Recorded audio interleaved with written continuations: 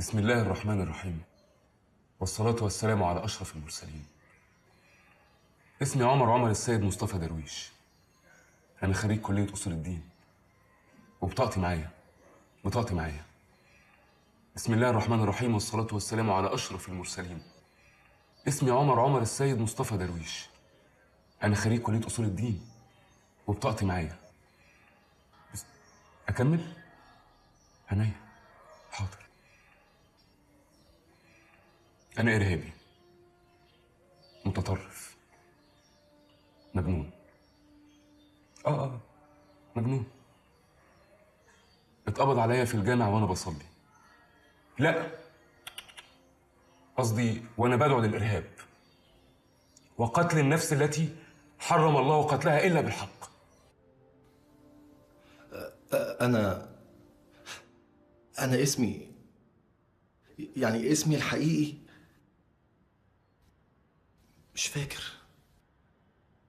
هما هنا بيدولي كل يوم باسم جديد، كتر خيرهم. لما جيت هنا قالوا لي إن هما لقوني نايم في الشارع وإن البوليس قبض عليا وجابني هنا، كتر خيرهم برضه. ما لقوش معايا بطاقة وعرفوا إن أنا فاقد الذاكرة. أنا صحفي ومذيع في أحد القنوات الفضائية الخاصة. أنا مش ضد الحكومة، أنا ما بخافش إلا من السيد الرئيس، ربنا يخليه لنا.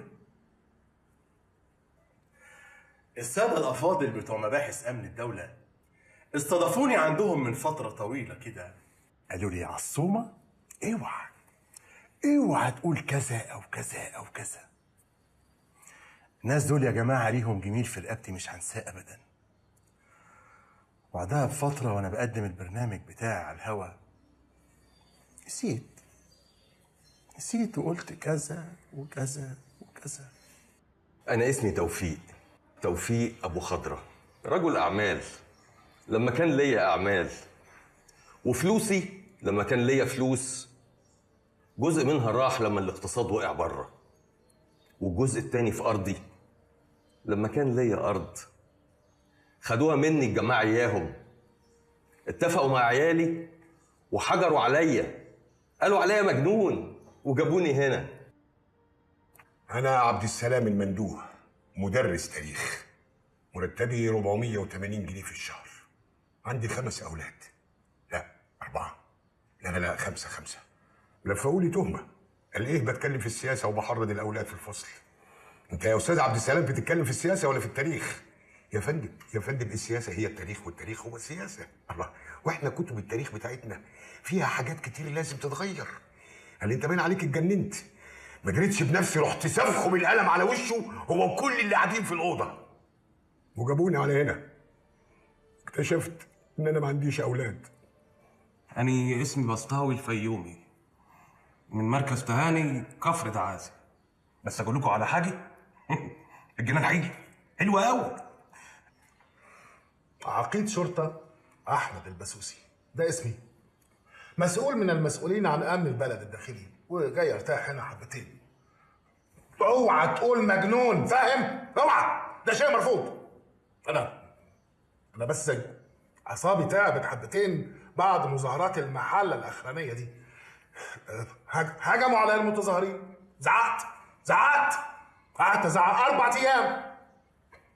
حتى مراتي كانت معاهم، ولو انها ما نزلتش المظاهرات لكن كانت معاهم، كانت ضد مصلحه البلد. حاولت اقبض عليها، منعوني، وللاسف اولادي والجيران انضموا للتنظيم. بس سيبك، كلها كام يوم وهيتم اعتقالهم جميعا. مصر قويه بينا، احنا اللي شايلينها على راسنا، احنا اصحابها وهنفضل دايما اصحابها. واللي مش عاجبه يروح، انا قاعد.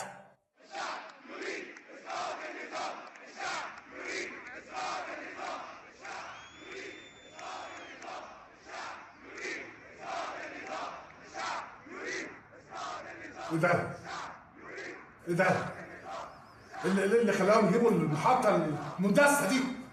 لا، ده مش بيحصل في مصر، ده مستحيل. أنا شامم ريحة أخبار. العلم الأحمر في اسود ده، ده بتاع إيه؟ ده علم مصر، كنت برفعه كل يوم الصبح في المدرسه. مؤامرة. اكيد يا جماعه اتحركت. الله يخرب بيتك ولا البلد. لا اله الا الله، ما انا واقف جنبك اهو. حرام عليك، الناس دول مش شبه، دول شبه انا. يا جماعة اللي بيحصل في الميدان ده شيء غير طبيعي. احنا عمرنا ما شفنا مظاهرة بالحجم ولا بالشكل ده. النهايه وهي الحاجات دي فيها فلوس؟ ثوره. التاريخ بيعيد نفسه. الشعب يريد اسقاط النظام. اخبار الشعب يريد اسقاط النظام. الفلوس لازم يعيد ثورة. اعتقلوهم امسكوهم. اللهم انصرهم يا رب. الشعب يريد اسقاط النظام. يريد اسقاط النظام. نظرا للتأثير السلبي لما يعرض على الشاشة، قررت إدارة المستشفى قطع الإرسال.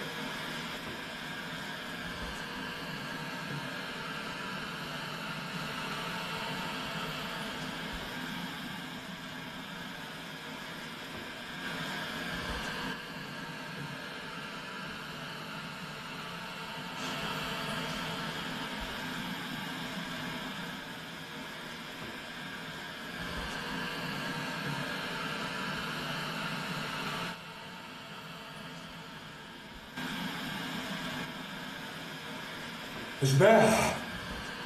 قلت يا رب.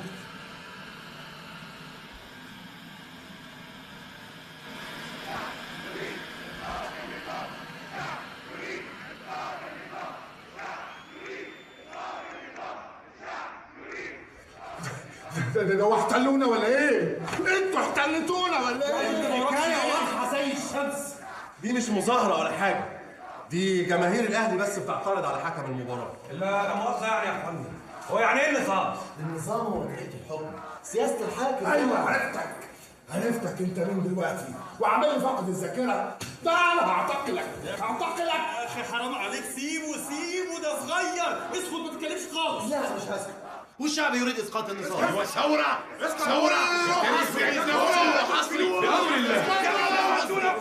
الشعب يريد اسقاط النظام. يريد اسقاط النظام. يا رب اعينهم يا رب. نظرا للتأثير السلبي للأصوات من الخارج، فقد تقرر غلق الشبابيك لحين إشعار آخر.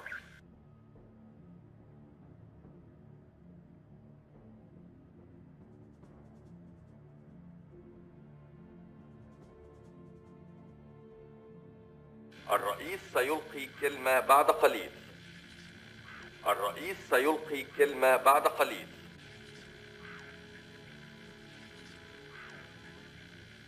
الرئيس سيلقي كلمة بعد قليل. الرئيس سيلقي كلمة بعد قليل.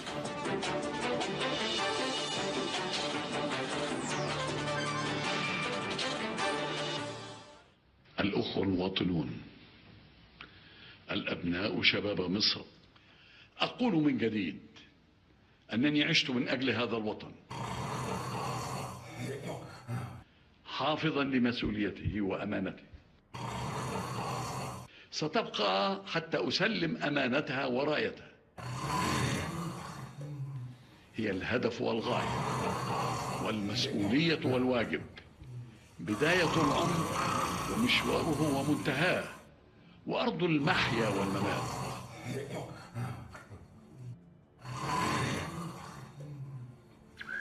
بيان عاجل بعد قليل.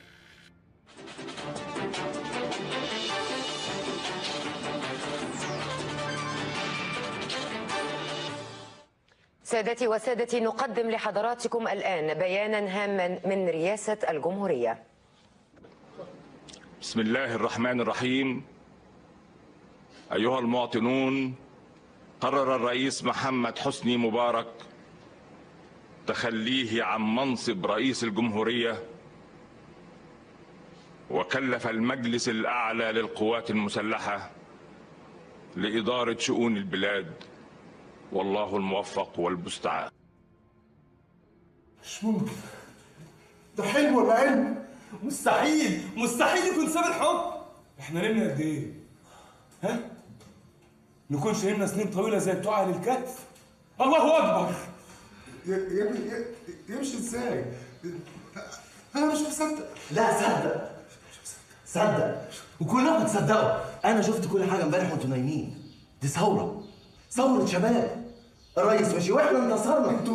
انتوا مين؟ احنا الشباب. ايه مش واخد بالك مننا؟ ده حتى كانوا قاعدين معانا هنا امبارح، ورحنا التحرير وطلعنا كمان على مقر الرئاسه. معقوله؟ انا مش مصدق.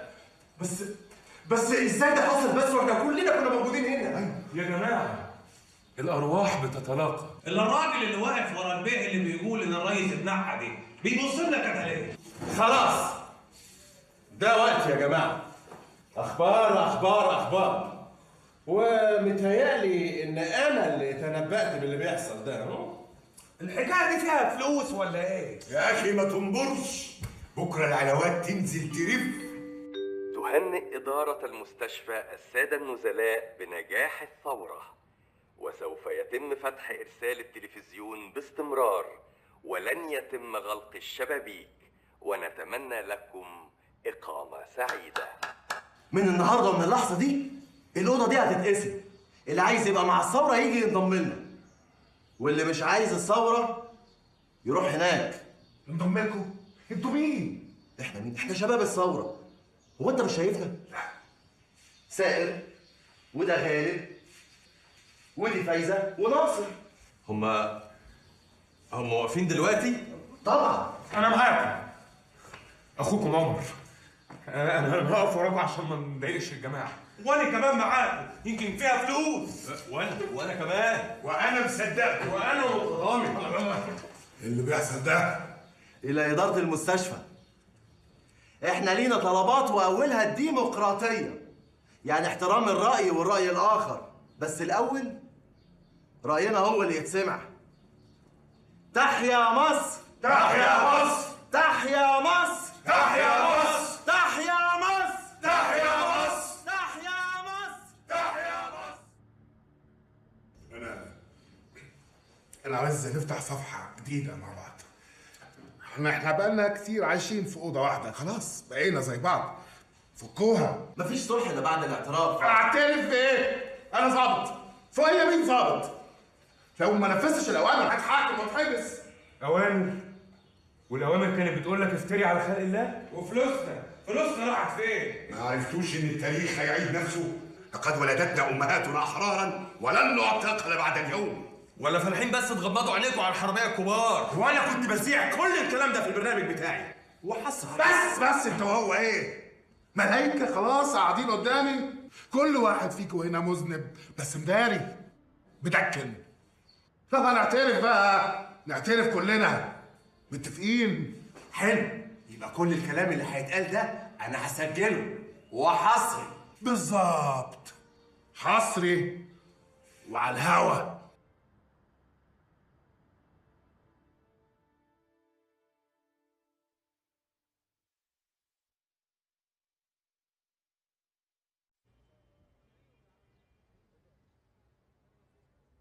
يا ربي هو انا غلطت؟ طب انا غلطت في ايه؟ ادام انا مبسوطه وعاجبني يبقى اللي مش عاجبه ينفلق. وانا عملت كده عشان مين؟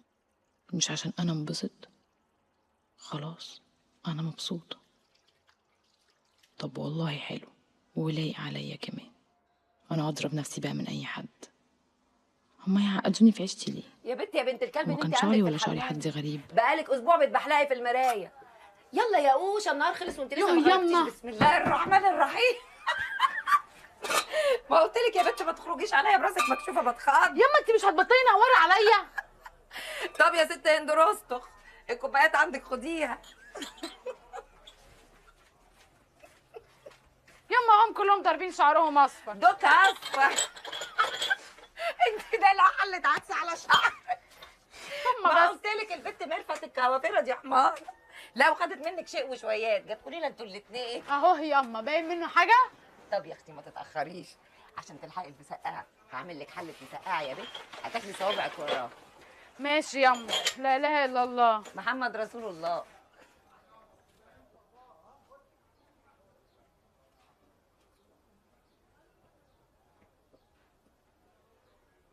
يكونش الشيخ اللي طلع في التلفزيون امبارح عنده حق. وإن ربنا هيودي أي حد يعدل في خلقته في 60,000 داهية. يعني أنا هروح في 60,000 داهية؟ طب أنا كل اللي عملته إني صبغت راسي. ما كل الناس بتصبغ، ده الريس ذات نفسه بيصبغ، جت عليا أنا يعني؟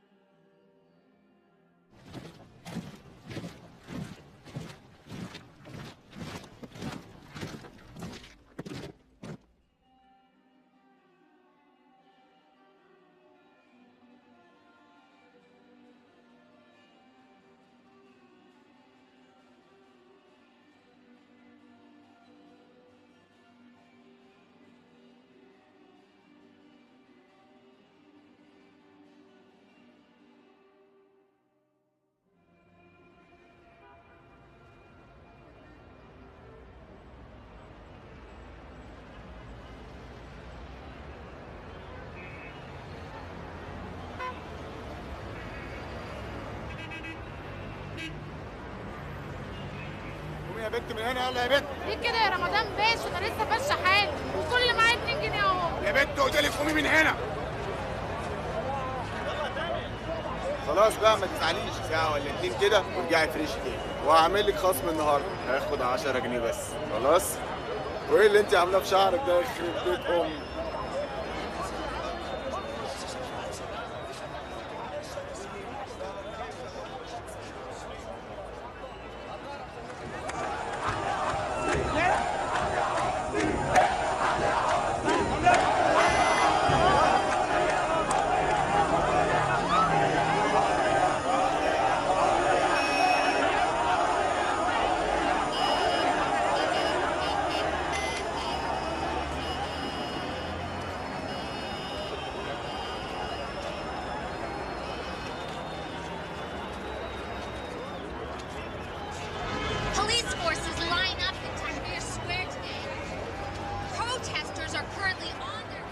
ما ينفعش الولاية دي تقص لي حتة كده من شعرها، هديها لبنت الكلب ميرفت عشان تظبط اللون بدل العك اللي هي عكاده.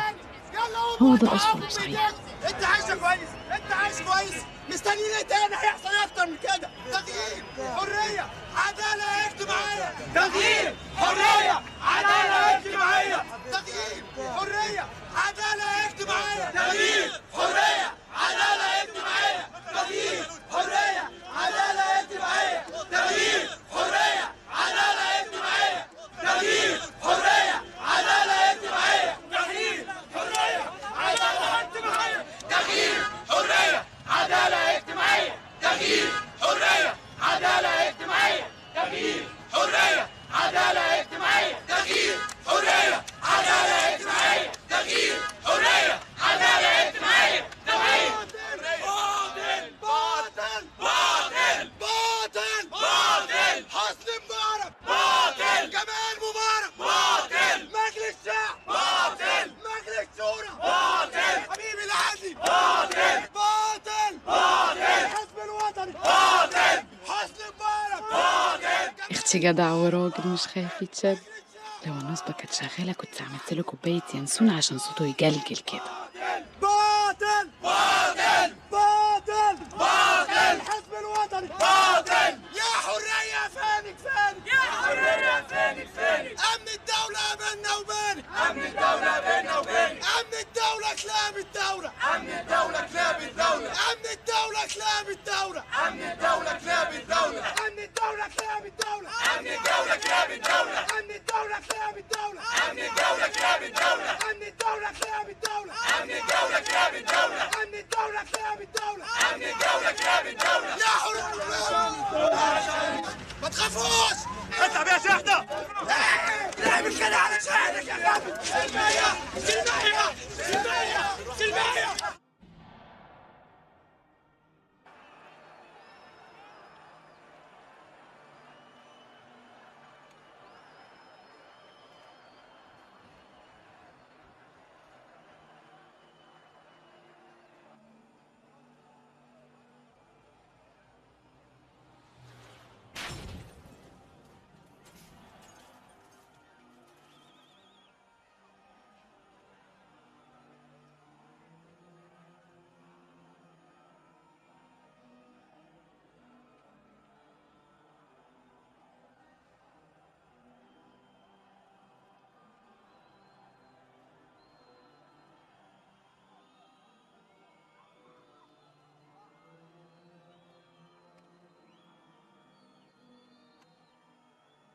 هو أنا لو مت دلوقتي هموت شهيدة وربنا هيدخلني الجنة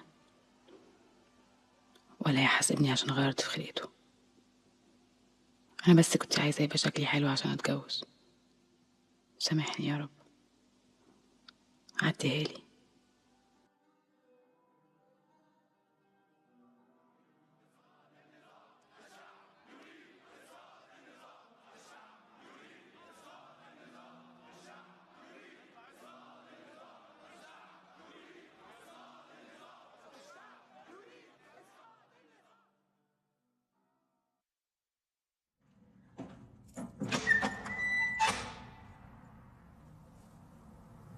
مش عايزك تنسى اسمك خالص، كأنك اتولدت من جديد.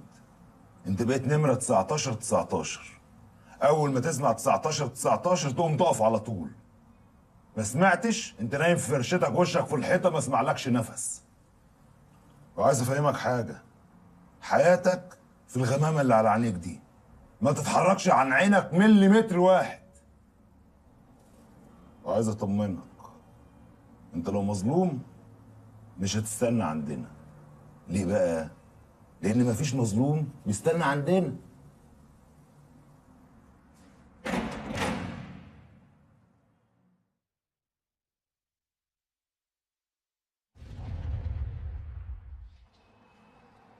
انت شايل كليه؟ ايوه. هنا بنتكلم كده، صوتك ما يعلاش عن كده. مفهوم؟ مفهوم. قول لي بتاخد ادويه ايه وكم مره في اليوم؟ باخد وغندرين مره بعد الفطار ومره بعد العشاء. وكيبوتران 3 مرات في اليوم. انا هبعت لك واحد يديك الادويه في مواعيدك. يلا اللي بعده. اتحرك يا معتاد، اتحرك. هتتعب معانا شوية. عايزين نسجل بيانات اسمك بالكامل، واسم امك وابوك واخواتك ونسوانهم وعمامك وعماتك وخالاتك وولاد عمك ونسوانهم، يعني كل عرس له صلة دم بيك. عايز اعرف بيشتغل ايه، بينام على انهي جنب. فهمت؟ فاهم. مش سامعك. انتوا مش قلتوا الكلام هنا وشوشه؟ ليه؟ مرافقني ايه ابن العرس؟ الكلام ده بره في الصالة، ولا اقوم احط لك حاجة في زورك اخشنهولك. اسمك بالكامل ايه؟ عصام بقى يوسف الشمسي. حميدة الكبيرة عندها 9 عيال والصغيرة عندها 7. ما شاء الله. انت مش لسه قايل ان فاطمة حسن لطفي دي تبقى بنت عمتك؟ ايوه. طب ازاي بقى تتجوز ممدوح ابن عمتك؟ ما هم ولاد عم يا منصور. هتتجوز اخوها؟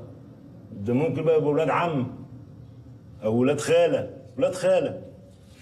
انت عندك كام بنت عم متجوزة كام ابن عم؟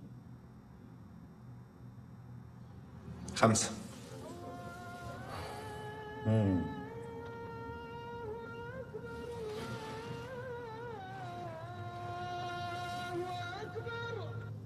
انت متوضي؟ لا. مش عايز تصلي؟ متشكر. يا ابن العرس. اسمعني كويس، مفيش حد يعرف انك هنا ولا الوزير نفسه. يعني انت مش موجود، ولو مت في ايدينا مش هندفنك، هنحطك في حوض كيماويات في الأوضة اللي جنبنا ليلة. الصبح احنا نفسنا مش هنلاقيك، لا عظم ولا أسنان ولا حاجة خالص. ممكن افهم من هنا ليه؟ ما تتكلمش يا معتاد غير لما توجه لك سؤال. ما تمدش ايدك عليه من غير إذن مني. عصام انت في موقف اخطر مما تتخيل. انسى تجدير الامن العام والتظاهر بدون تصريح واثاره البلبله. ده بونبوني. دي تهمه محاوله قلب نظام الحكم، تعريض امن البلاد للخطر، المساس بالامن القومي، وده كله كده اعدام. انت بتشتغل ايه؟ مدير مبيعات شركة انتل ميدل ايست. انتل ميدل ايست. انتل دي الشركة اللي انا بشتغل فيها. ميدل ايست ده الحيز الجغرافي اللي هو الشرق الاوسط اللي انا بغطيه. انت يا عصام دخلت وخرجت مصر اكتر من 20 مرة اخر 3 شهور. انا مدير مبيعات الشرق الاوسط. حضرتك بديهي جدا ان انا اسافر في كل حته في الشرق الاوسط. بصيات يا ابن الاحمر، تعالى دغري لقلبك مش مره، قلبك مو مش بالدور. ايه يا انتل دي؟ انتل دي شركه بتعمل البروسيسورز بتاعت الكمبيوتر في كل العالم. السيم كارد اللي في تليفونك مكسور ليه؟ انت كنت عارف انك جاي مش كده؟ لا. واللابتوب بتاعك فين؟ ما عنديش لابتوب. ما هو بص، انت عايزني اهينك. انت راجل محترم مهندس وشغال في شركة انتل وما عندكش لابتوب. الايبود ده مش المفروض عليه مزيكا؟ كل اللي عليه شخصيات اجنبية بتتكلم وبتشرح زي ندوة او خطة كده. لبست تخابر وكده برضه اعدام، يعني بقوا اعدامين. ده كتاب على المالتي ميديا بس الكتروني. بص يا حسن، أنا مش هقولك مين اللي ضحك عليك. أنت أكيد مقتنع تماماً باللي أنت بتعمله. القناعة دي هي اللي هنتكلم فيها. يا عصام أنت عارف إن مصر مرصودة. والشباب الحلوة اللي زيك اللي راكبة النت طول الوقت هم أفضل هدف يلعبوا عليه ويجندوه لتدمير مصر. إحنا مش بنحب مصر عشان النظام ده زائل. إنما دي بلدكم أنتوا، مستقبلكم، مستقبل عيالكم. مين معاك في القيادة؟ قيادة ايه؟ قيادة ايه؟ هجيبهم لك. ما هم مرميين في الزنازين اللي جنبك، عملوا فيها ابطال وهروا في الاخر. الفكر ده مش مصري يا عصام، الفكر ده مش مصري. ازاي تتحركوا في 8 محافظات في نفس الساعة بنفس الهتافات وكلكم في نفس السن؟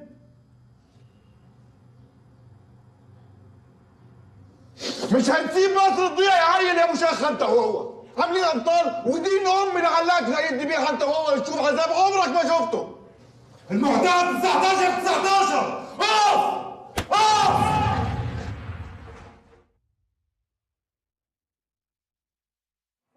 كل يا معتقل رز وخضار ولحمه، اكل زي الفل على ضمانتي. كل في ايه يا عصام؟ مالك؟ ما بتاخدش الدواء بتاعك ليه؟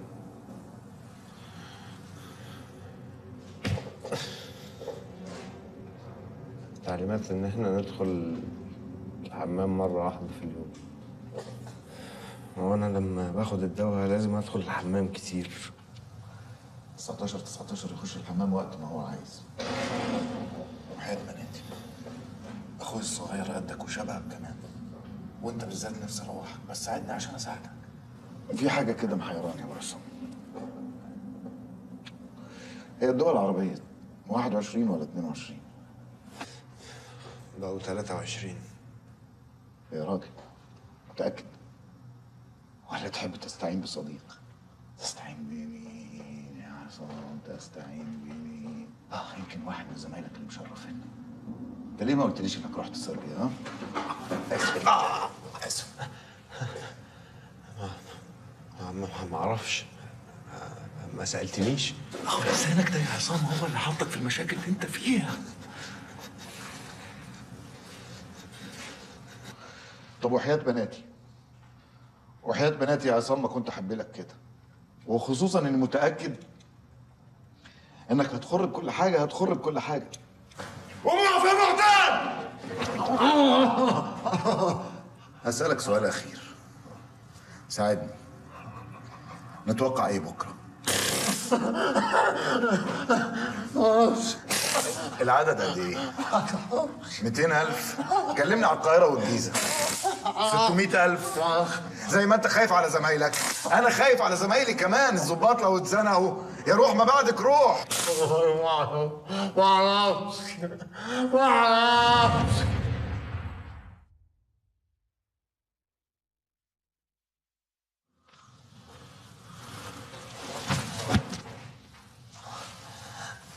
يا ابني تعبتني، ايدي اتفكت يا ابن العرس. طب والله العظيم انت صعبان عليا، اعترف وخلص نفسك، الباشا مش هيرحمك. عملت فيه إيه يا حيوان؟ والله محاكمة تأديبية يا كلب. ازاي تمد ايدك عليه من غير اذن مني؟ ها؟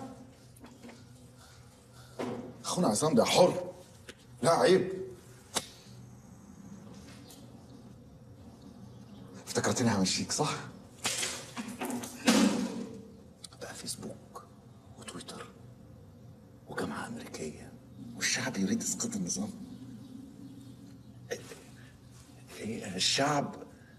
الشعب يريد إسقاط النظام. الشعب يريد إسقاط النظام. الشعب ما فيش إبداع.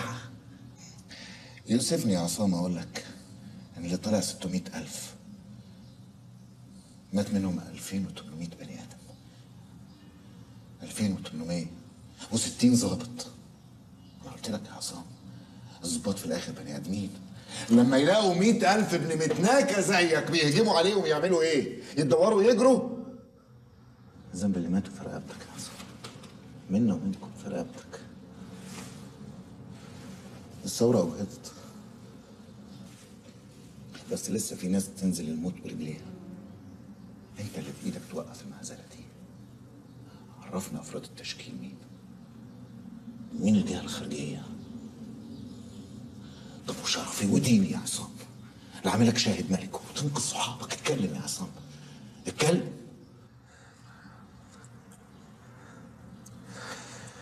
انا ممكن اتكلم بس عايز اشوف وشك الاول. تشوف مين يا عبد العرس؟ بعد اذنك يا فندم اجهز المعتاد.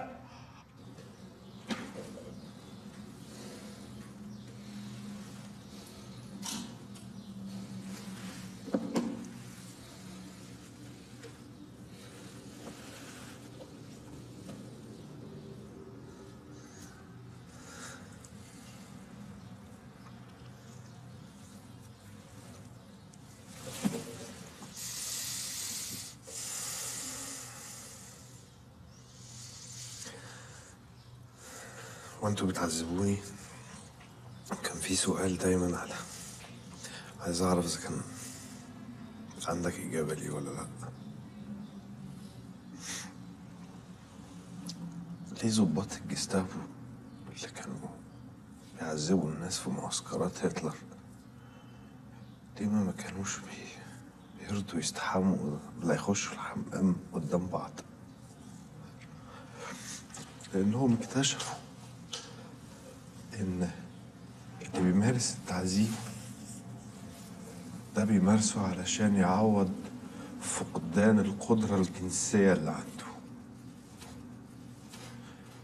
مرخي يعني.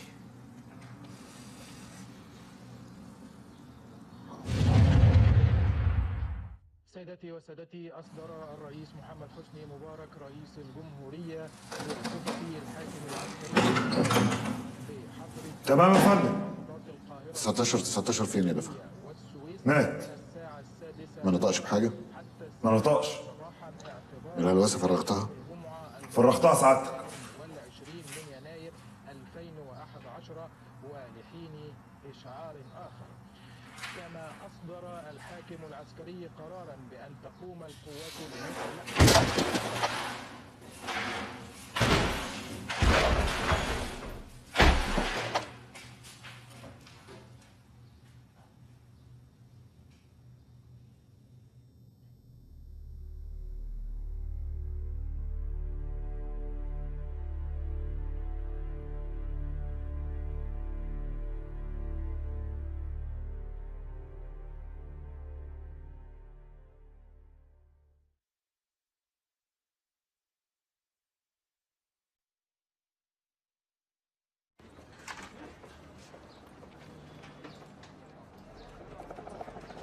فك الأزمة يا رب، سهلها.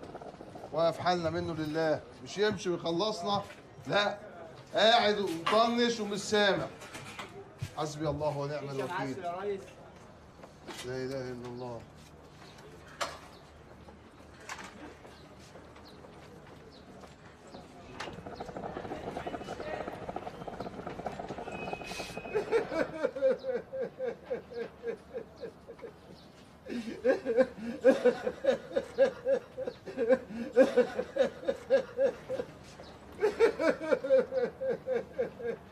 ايه يا عم خليفة؟ مالك؟ بتعيط ليه؟ ابكي يا عين وبالدمع نوحي. ما سمعتش الرئيس بيقول ايه؟ خير هيتنحى خلاص؟ نحى ايه انت كمان؟ بيقول عايز يموت في مصر ويندفن في مصر. طب ما يموت في مصر ويدفن في مصر، بس بسرعة قبل ما يموتنا احنا. والعيال اللي قاعدين في التحرير دول قلالة الأدب اللي قاعدين يقولوا له ارحل ارحل ارحل، يرحل فين ويعيش فين؟ يعني يموت في الغربة ويندفن في الغربة كمان.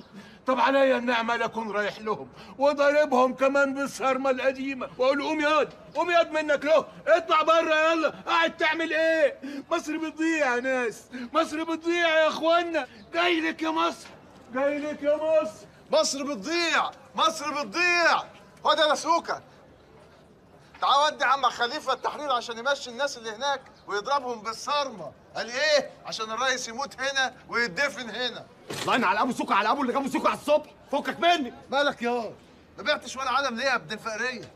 ابن فقريه زي ما انت قلت، بس يا عم انا اللي غلطان، انا اللي اكلت نفسي الاونطه، والاشتغاله اللي اشتغلها له الواد ناصر ابن الواد عم خليفه قال لي خد العلم ب5 جنيه، يعني هتروح التحرير ال 100 علم هوب زي الفريره هيتباعوا منك والعلم ب 100 جنيه. لا مش كده وبس، ده احتمال يقبضوك باليورو واحتمال يدوك كتاكي من اللي هو امريكان واللي الصهاينه جايبينه هناك دول.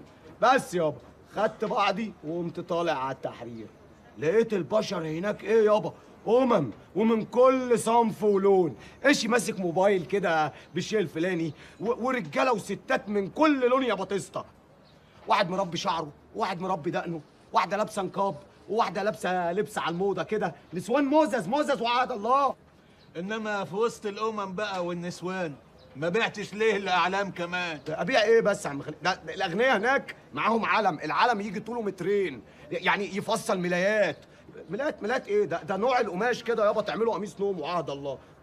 الفقراء بقى هناك تخش عليه تقول له صبح يا عم الحاج، ممكن تشتري العلم ب 10 جنيه، يقول لك روح يا ابني ابعد عني هلاقيها منك ولا من مبارك. فهتعمل ايه يا دوب؟ بعت علمين العلم ب7 جنيه، واديني جيت اترزيت هنا اهو. طب وبعدين هتعمل ايه في الشيله دي؟ عليا النعمه لا البسهم للواد ناصر علم وهاخد ال 500 جنيه بتوعي كمان، انا قلت له كده في الموبايل. يلا برضه يا زميلي تشتمني في التليفون؟ اهلا صباح الفل يا روح امك، كنت فين؟ يا جدع بطل بقى الكلمات دي، عيب كده شتيمه على الصبح.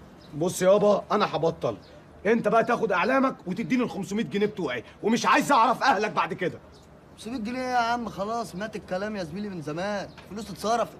نعم يا روح امك. برضه هتغلط تاني في الام؟ انا جايب لك مصلحه تكسبك الطاقه 10 يا راجل. حاسب ياد يا سوكا، يبقى هنا اشتغاله تانيه. يا نبوي ما تهدى كده في الكلمات بتاعتك، واقعد لنا في حته ناشفه على جنب وخليك في حالك، وهات لنا 2 شاي. سيبك بقى من العالم الوطني دي وخليك معايا. انا جات لي اخباريه كده ان بتوع الحزب الوطني منظمين مظاهره بكره هتطلع من المهندسين تأيد الرئيس، هتشتم في العيال الواطيه بتوع التحرير. واطيه؟ دلوقتي بقوا عيال واطيه؟ مش دول اللي امبارح كانوا هيبشبشوك فلوس؟ يا واد وانا مالي، وانا اللي قلت، هم اللي قالوا في الميكروفونات. وبعدين انت مالك ومال العيال؟ انت مش ليك بفلوسك وخلاص؟ انجز. معكش 500 جنيه كمان؟ نعم اروح امك. خلاص يا جدع انا هدفع لك، ده انت حبيبي. انت حبيبي، اهدى بس وامسك نفسك اقعد. عارف عم كامل بتاع المطبعه؟ عارف عم كامل. عم كامل ده بقى كان بيطبع صور للريس ايام الانتخابات تبع الحزب وكده. احنا هنروح له بقى ناخد منه 200 صوره ونروح لازقينهم على الكرتونه، واخد بالك، ونروح لفلهم تبع العلم، اهو منه يبقى علم ومنه يبقى صوره، ونروح واخدين بعض انا وانت وش ونازلين على المهندسين. شوف بقى اللي هيشوفوا صوره الريس، الصوره هتتباع مش اقل من 40 جنيه. يا راجل. هو مين نازل في المظاهره دي؟ نازله. اقول لك على حاجه، بيقولوا كمان في المهندسين في ممثلين نازلين اللي هم بيطلعوا في التمثيل دول، ولاعيبه كوره بيطلعوا في الكوره دول، بيطلعوا في كل حاجه. وطبعا الصوره ساعتها ممكن تتباع ب 100 جنيه، دي هتبقى ناس مستحميه ونظيفه. 100 جنيه؟ 100 جنيه. شكلك انت مش هتعمر معايا في المصلحه دي، انا هشوف حد تاني. لا لا لا لا، هو بس اهدى. حد تاني ليه؟ ما انا معاك اهو، ما انا معاك. الله يلعن ابو امك.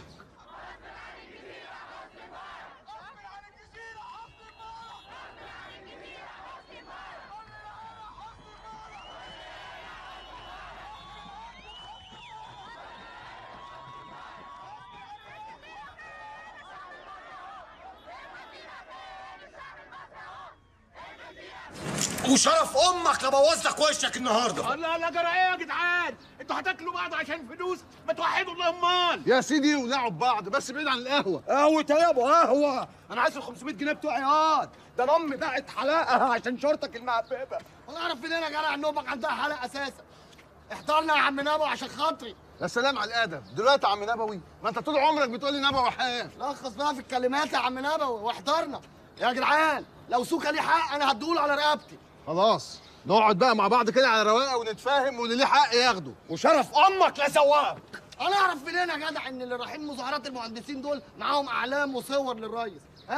ده انا عرضت عليهم الاعلام يشتروها ما رضيوش، لدرجه اللي قلت لهم خدوا الاعلام والصور وادوا لي 2 جنيه ولا برضه رضيوا. كلامك مقنع. انا جاي اقتنع يابا، انا عايز فلوسي يا عم. خلاص يا جدعان خلاص بقى، انا هحلها لكم. ايه ده بس شويه يا عم خليفه وامسك نفسك كده واقعد في حته ناشفه. لا ما هو مش بلاش يا روح ماما، انا هاخد الربع. لحظه كده يا كابتن، تصدق شكلي هتغاب عليك انت في الاخر يا عم خليفه. ليه يا حبيبي؟ سيبه يقعد، عم خليفه ده خبره، امرت قديم. قول يا خبره. اقول لكم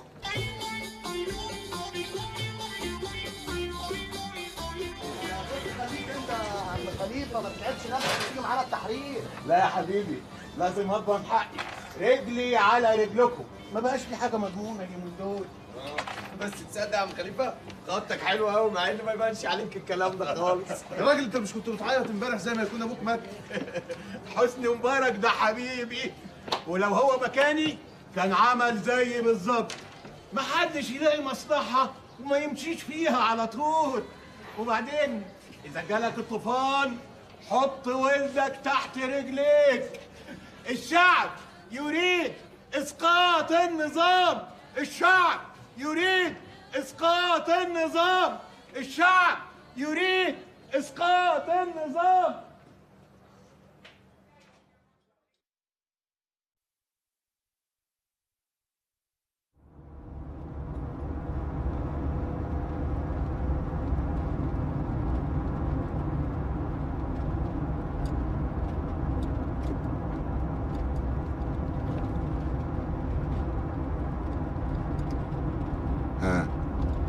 بطنك لسه بتوجعك؟ انت لسه زعلان؟ تبقى زعلان. مش فاهم هيحصل ايه يعني. لو انت وماما خليتونا نصور مع الدبابة دي حتة صورة. استنى ما اشوف الموبايل. ايوه يا ايمان. ايوه يا حبيبتي. عايز اكلم ماما. عامله ايه؟ كويسه؟ لا هو لسه ما نامش. عايز اكلمها. لا عربيتي ايه؟ في البيت طبعا. لا ده التلفزيون. هخبي عليكي ليه بس؟ مفيش حاجة حبيبتي، مفيش حاجة، طمني.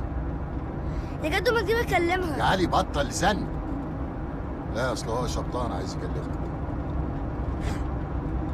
ايوه يا ستي. ارتحتي؟ بطنه كانت تعبانة شوية، خدته رحت بيه للدكتور، رحنا المستشفى ورجعنا على طول. لا والله يبقى كويس دلوقتي. لا احنا راجعين على البيت اهو. ايه؟ لا انا ما قابلتش حد من بتوع حظر تجاوب.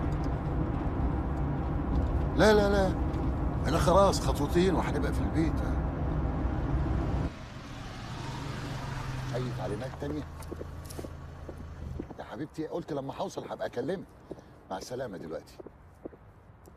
ايوه فاهم. حاضر حاضر. لو جعان هاكله. حاضر. طيب انا لما اروح هبقى اكلمك. مع السلامه دلوقتي. سيدنا محمد رسول الله. انا اسف. الرخص لو سمحت. حاضر. الرخص. اتفضل حضرتك.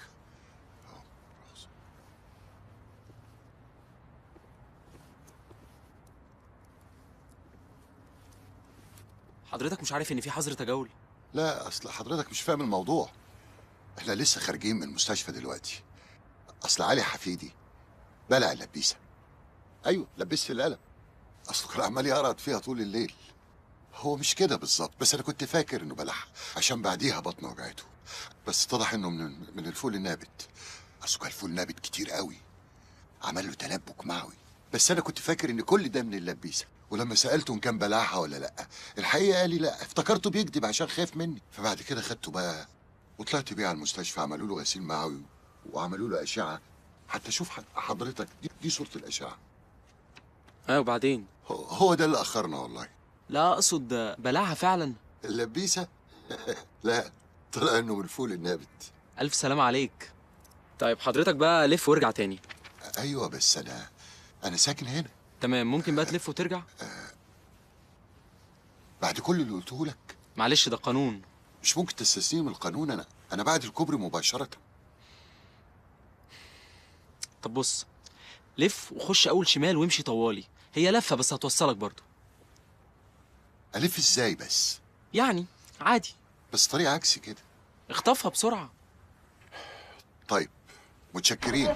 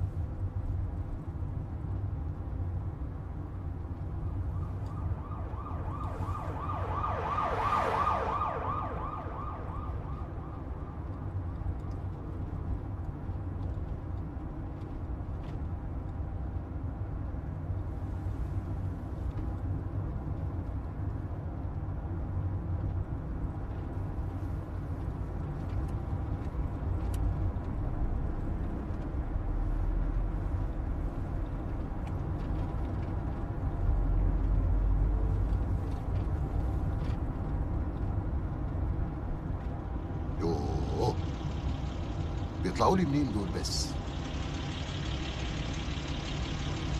ادي النيل.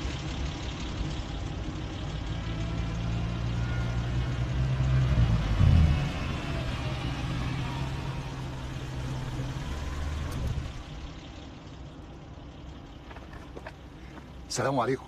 عليكم السلام ورحمه الله وبركاته. لو سمحت لي والله انا اسف طبعا لصحيتك. انا عايز اوصل لشارع عمر بن الخطاب. عمر بن الخطاب، انت هتاخد الشارع ده للاخر. ايوه وبعدين بس ايوه انا واخد بالي. اللجنه. بص صلى على النبي عليه الصلاه والسلام.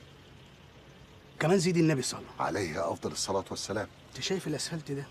هتفضل ماشي كده على اخر الشارع ده. هو شارع طويل شويه بس انت تكسر يمين واخد بالك في سوبر ماركت ابو الوفا.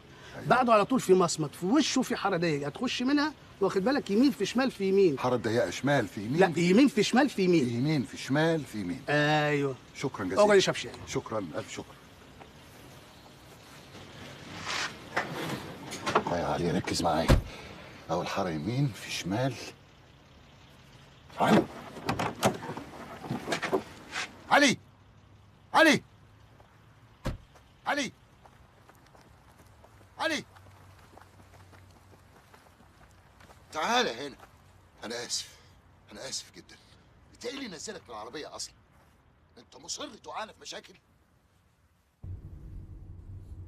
انت تهت يا جدو. تهت؟ لا طبعا. هتوه ازاي؟ تضحك عليا يا ولد؟ عليك. ولد. والله العظيم. جدو.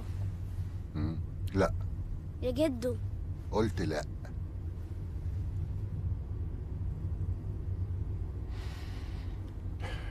بطنك لسه بتوجعك ولا ايه؟ لا عايز اعمل بيبي. دلوقتي؟ خفيفة ولا تقيلة؟ ها خلصت؟ انا لسه ما عملتش اصلا، وبعدين ما تبصش. ما ببصش على فكرة، بس شاهل شوية.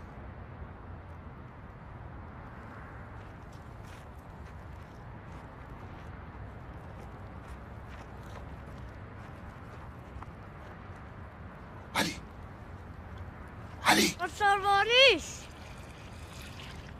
السلام عليكم. عليكم السلام ورحمة الله وبركاته. خير يا حجيج؟ خير إن شاء الله خير. انت من نواحيدي؟ لا أيوه، أنا من شارع عمر بن الخطاب. طب بعد اذنك يا حاج نشوف البطاقه. البطاقة؟ حاضر. اتفضل حضرتك. وبتعمل ايه بقى هنا يا حجوج؟ أصل حفيدي اتزنق فجينا على هنا.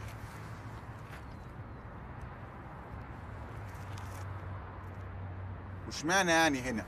لا احنا كنا مروحين فتهنا، فقالوا لنا نخرم من هنا. هم مين دول؟ بتاع الجرايد. جرايد؟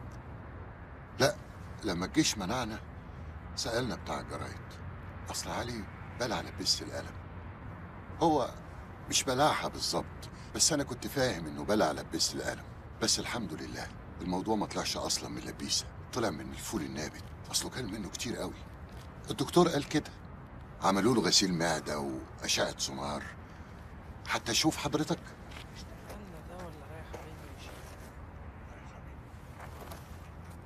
أهي أشعة سونار أهي.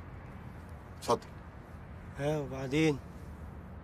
لا أبدا فتهنا، بس الحمد لله هو بقى كويس دلوقتي. إنما حضراتكم؟ احنا اللجنة الشعبية بتاعت المنطقة. أهلا وسهلا. طب ممكن أعرف أوصل لشارع عمر بن الخطاب منين؟ بص يا حجيج، انت هتاخد الشارع ده لاخره يمين لحد ما تلاقي العمومي، هتلاقي الميدان. من الميدان بقى يمين في شمال. الميدان أنا أوصل الميدان أعرف أوصل على طول. طب بص يا حجيج، ما تطولش في الحتة دي كتير عشان الحتة دي لبش. شكرا. ألف شكر.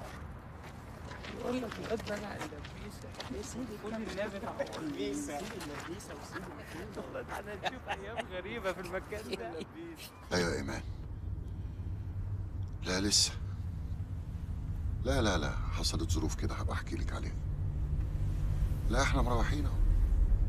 مش عارف بالظبط بس احنا قريبين يعني. حبيبتي مفيش حد حواليا هنا عشان اقدر اساله. ثم انا ساكن في المنطقه بقالي 15 سنه، مش معقول هتوه يعني. ما تقلقيش خليكي معايا يا ايمان. استنى احسن في حد بيطاردنا. ايوه انا. هات التليفون يا علي. بتعمل لي اللي نفسي فيه؟ هشوف ناولني التليفون يا علي. يعني خلاص يا اتفقنا؟ ابني هات التليفون. يعني حاضر هشوف يا علي. هات التليفون. طب امتى؟ طب أيوة انت يا بقى إيمان. يا جدو ها؟ يا ستي طب قلت لك امتى؟ مفيش حاجه. انت يا جدو يا جدو. ايه يا علي؟ بكلم ماما عيب كده. انت شكلك بتضحك عليا. يا حبيبتي قلت لك لما اروح هبقى اتصل بيكي، يعني انا بتفسح. انت عايزه ايه دلوقتي؟ قلت لك لما اروح هبقى اكلمك. خلاص انتهينا. مع السلامه.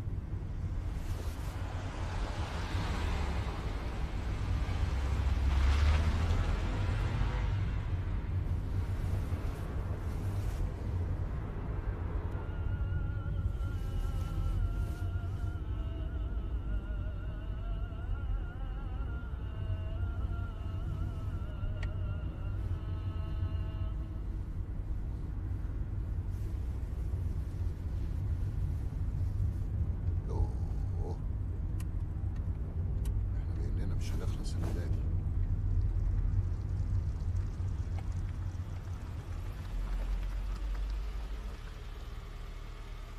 ما اشوف رخص حضرتك يا صاحبي.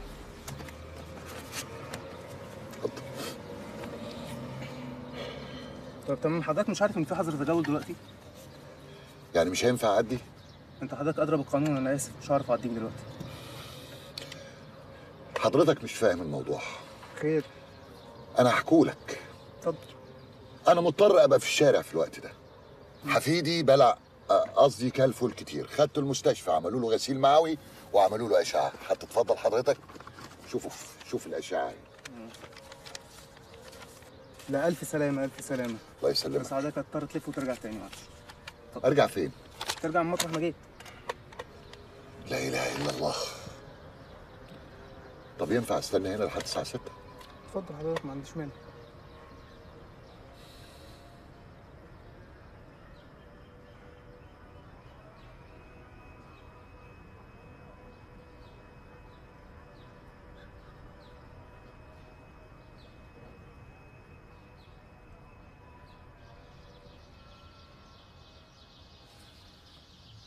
علي، انت فعلا بطنك كانت بتوجعك؟ ولا كنت بتمثل عشان تنزل الشارع وخلاص؟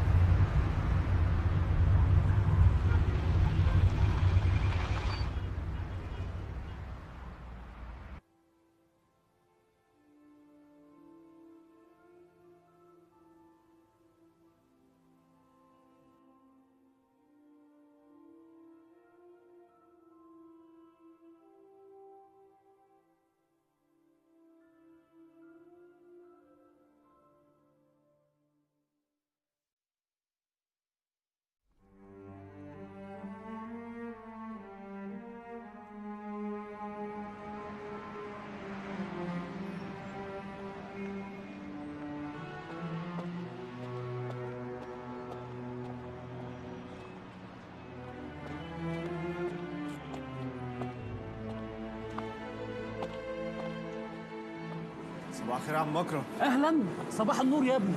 الحمد لله على السلامه. ايه الغيبه دي كلها؟ مفيش، بعيد عنك جات لي غيبوبه السكر وكنت راقد في المستشفى، بس الحمد لله ربنا لطف. الحمد لله، الف سلامه عليك.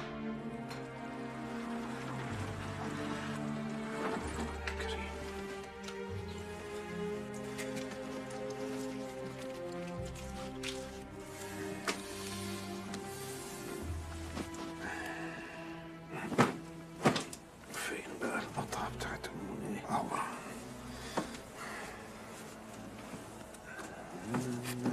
صباح الفل يا زعيم. اهلا عاطف باشا. بقول لك ايه وحياة ابوك، البنطلون بص مقطوع ضبه ومفتاح، عايز اعمله سريعا جدا. طيب حاضر، اعملها لك حاضر. سيب اللي في ايدك واخلص يلا وحياة ابوك. طيب اقلعه جوه ولا لا ما اقلعش، يلا زي ما انت كده وحياة ابوك بسرعه. وريني كده وريني. يا جدع انت، يا نهار ابيض. بقول لك ايه، شوف لي اي حاجه البسها وقصرها يلا. بص الزعيم اهم، هوصل لغايه الميدان وارجع سريعا جدا. طب ما خلي كمان العلبه دي ما تاخرش وحياة ابوك سريعا، شد حيلك. حاضر حاضر. الناس كلها مستعجله.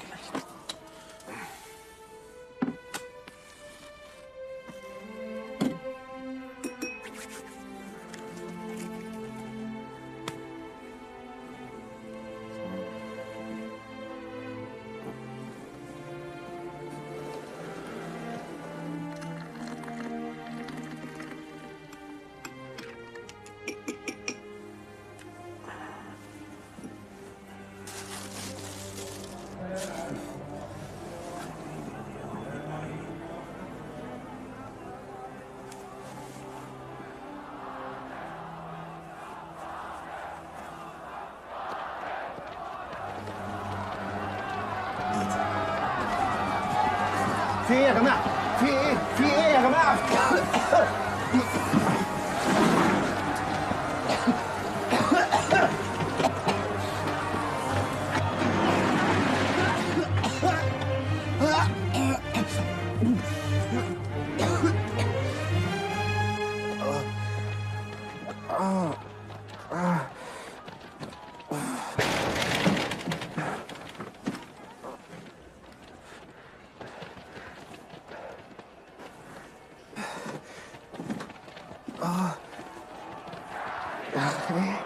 ايه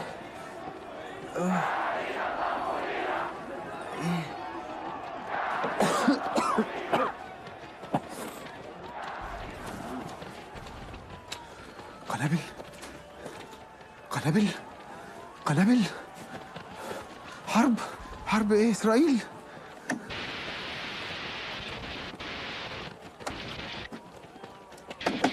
ارمي الكرنيهات دي. ارميها يعني ايه؟ بقول لك ارميها دي، لو قفشوها معانا هيموتونا. هات واقلع كمان الهدوم دي وتعالى نخش وسطيهم ونهتف معاهم. احنا ايه اللي بيحصل لنا ده؟ استر يا رب. حتى الشرطة بتقتلوهم. بسم الله الرحمن الرحيم. أبويا الحاج. مش كفايه فتحوا السجون للبلطجيه؟ دول بيهجموا على الناس في البيوت، وبيقول لك كمان عندنا اجندات. هو هيكون عندك اجنده؟ اجنده ايه؟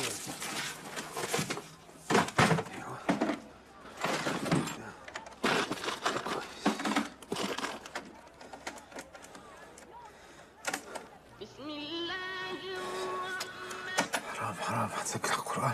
حرام. مين ده؟ في أرضه حظا إلى إعمالها. ده الريس اللي كده. كلثوم. يابا الحاج، انا بسجل لك على الشريط دلوقتي علشان في حاجات بتحصل بره وخايف يجرالي حاجه وما تعرفش جرالي ايه، يعني لو عشان لما تلاقي الشريط تعرف ايه اللي حصل. مش عارف في ايه بره، بس دي زي ما تكون حرب. صوت جامد جدا اهو، انا سامعه يا حاج، سامعه صوت رهيب وناس بتصوت جامد جدا. ده ممكن تكون اسرائيل يا حاج. دي طريقتها، دي الطريقه بتاعتها. بس انا قاعد، انا مش، يا نهار اسود، ده صوت جامد جدا يا حاج، صوت جامد صوت اهو ضرب جه. هموت من الجوع يا حاج، جعان قوي.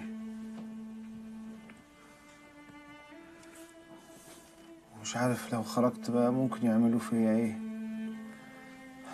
ولو قعدت انا مش عارف هقعد قد ايه.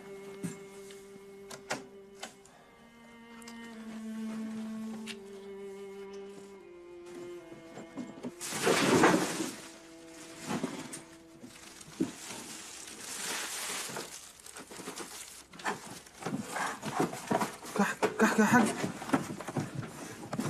لقيت اكل يا حاج، لقيت اكل. سبحان الله. الدودة في بطن الحاج، رزق الدودة في بطن الحاج بالسكر.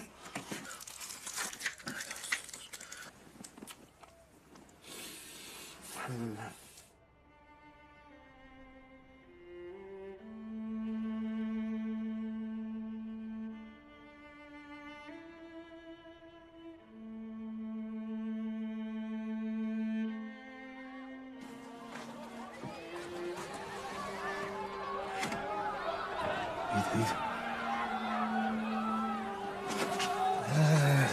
ايه ده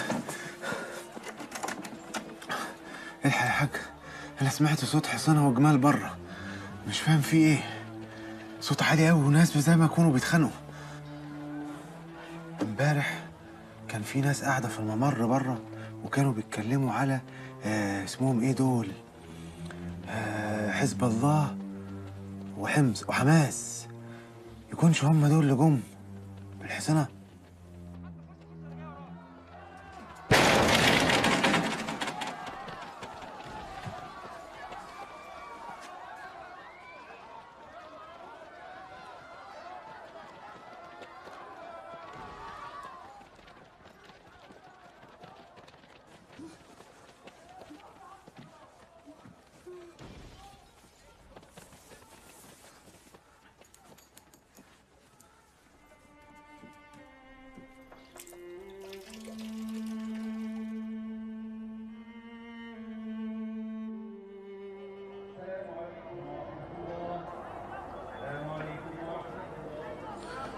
السلام عليكم ورحمة الله. السلام عليكم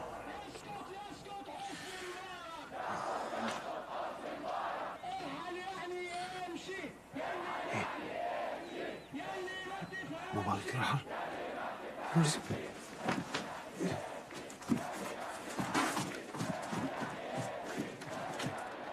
يا حاج الحقني يا حاج، ده ناس كتير قوي قوي قوي بره. ده واضح الناس اللي بره دي كلها كانوا عايزين الرئيس مبارك يمشي. هو يرحل، انا سامع بوداني دي بيقولوا يرحل والله.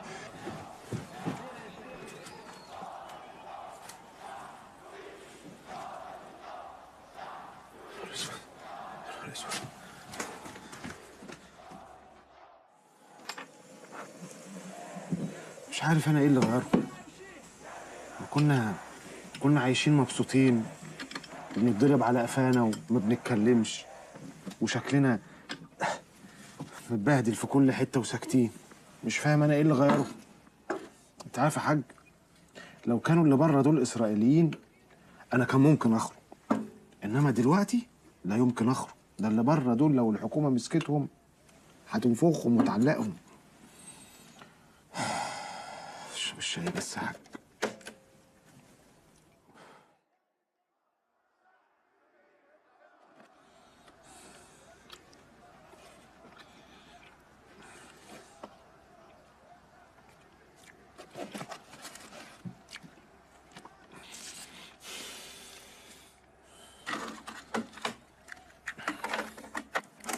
وازدهار الحياة بالحق.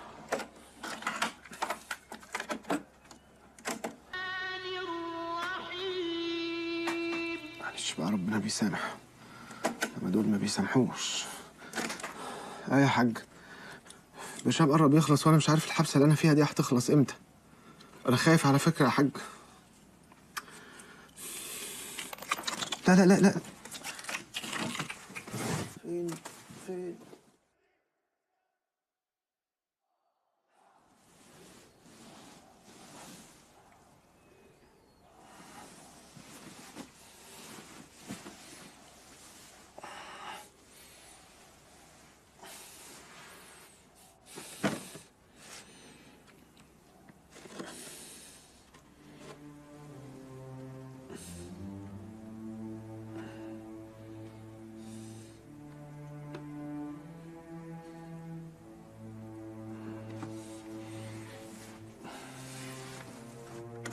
والخير والعدل وصالح الأعمال فيها. برشام خلص يا حاج، برشام خلص، والخلق اللي بره دي أعشامها كبيرة أوي في ربنا.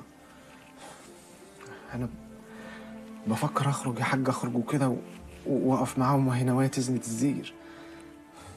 بس افرض بقى أنا خرجت وحسني مبارك ده ما مشيش، مش هعرف أدخل تاني. طيب يعني هخرج ولا ايه يا حاج؟ بعدين هيعملوا فيا ايه يعني لو خرجت ومسكوني؟ هيموتوني. طب ما هو انا كده كده ميت بالسكر، فاموت بقى بره وخلاص. ولو ما متش بالسكر ما انا هموت كزي انسان عادي في يوم من الايام. وبعدين ما هو برضك لازم يمشي بقى يا حاج. انا اصلا ما بحبوش، وحياة المصحف ما بحبه. اخرج يا حاج.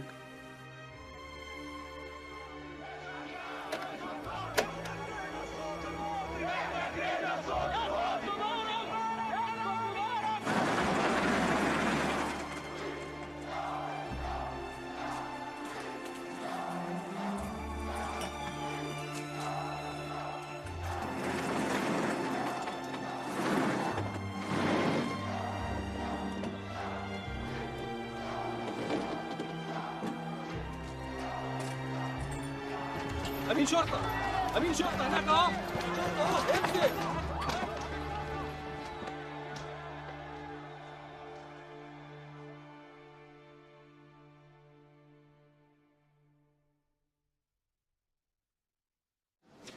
السلام عليكم. انا اسمي محمد سيد ابراهيم. انا كمان كنت جاي احكي لكم حكايه ليها علاقه بالثوره. حكايه حصلت في يوم 2 فبراير، يوم الاربعاء. انا كنت بنزل هناك كتير قوي لاني كنت مش قادر اسكت على اللي بيحصل، زي بقيه الناس اللي كانت موجوده هناك. عديت عليه واتقابلنا ورحنا التحرير. انا ما كنتش عارف اللي هيحصل وما كنتش متوقعه خالص.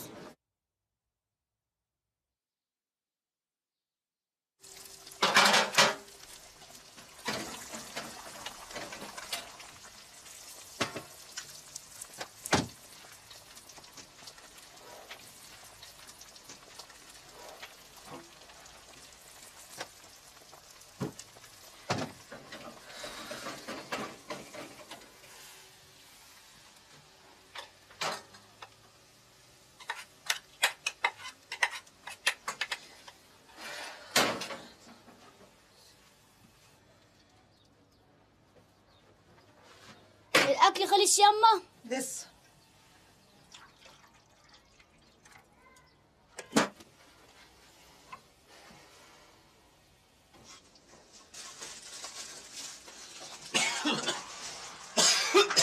اتنين بس؟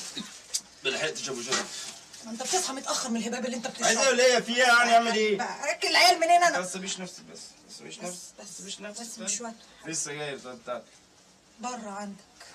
متقدر ليه يا بدري يا جعان يا ابويا. جعان انت على طول كده جعان يعني طول جعان كده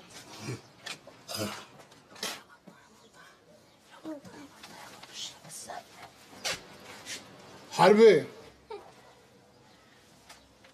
حربي. مين؟ يا سلام. يا سلام. كوكو الجدع ده.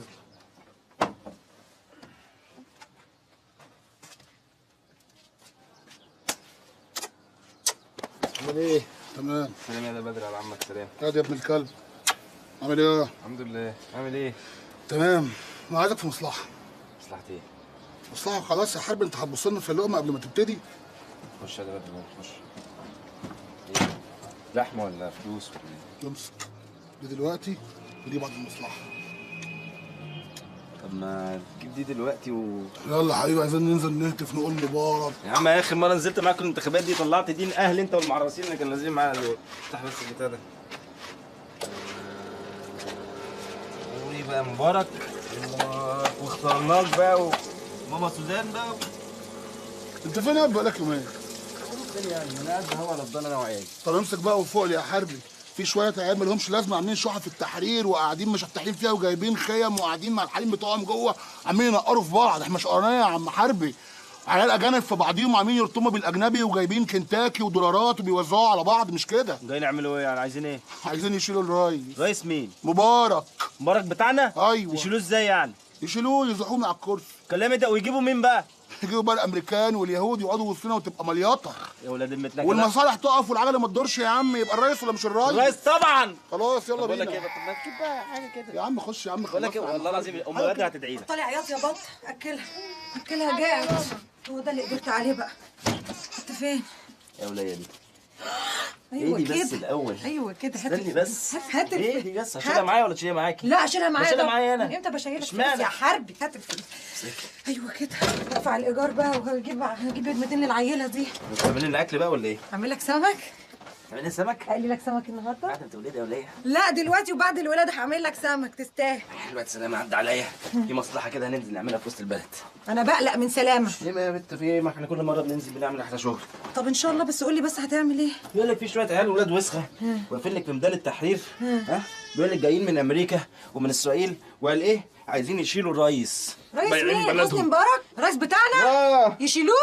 ليه؟ القيامة قامت؟ بقى عشان يدخلوا لنا الامريكان وتبقى ايه عراق بقى. لا ده كده القيامة قامت بقى. وربنا المعبود. لا ده كده بقينا هزق والقيامة قامت. الرئيس بتاعنا ما حدش يشيله. لا انزل دافع عليه. ماله الرئيس يشيلوه ليه؟ هما كمان هيتحكموا فينا. هينزل يخدم البلد. ولا 50 جنيه اول ما ارجع. لا يا شيخ هتجيبها امتى؟ قول يا بنت. بالراحه اوعى تنزل ابو زعبل. اختي عزه كلمتني وقالت لي ابو زعبل ايه نار مولعه. خد بالك من امك يا ده. حاضر يا بابا. ما تنسيش ابو زعبل تقعد في التحرير. سامع ولا لا؟ ال 50 جنيه هتيجي امتى الثانيه دي؟ هي نزلت ابو حسين ولا ايه؟ بس ما انا ما خلصتش الكارت ما تقلقش. بقول لك ايه الاخبار ال 50 جنيه لما ارجع الثانيه امتى بس؟ خدي معاك يا ترزع انت. اقعد يا ابن الكلب هنا مع امك. استنى عشان اعمل لك لقمه ثانيه. يا وليه يلا انا مستعجل الراجل لا مستنيني. لازم تاكل. ما تنساش على لحم بطنك. استنى خد يا حبيبي خد. خلي بالك من نفسك. انا هنزل اشتري السمك. ماشي؟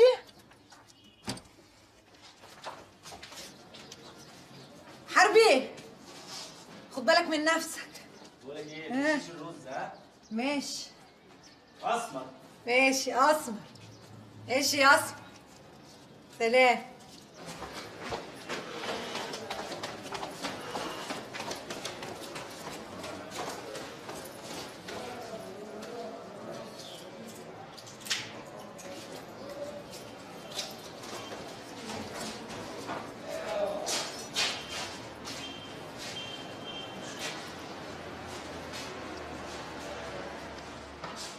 جينا يوم 2 فبراير يوم الاربعاء الصبح، اتقابلنا ورحنا مع بعض التحرير.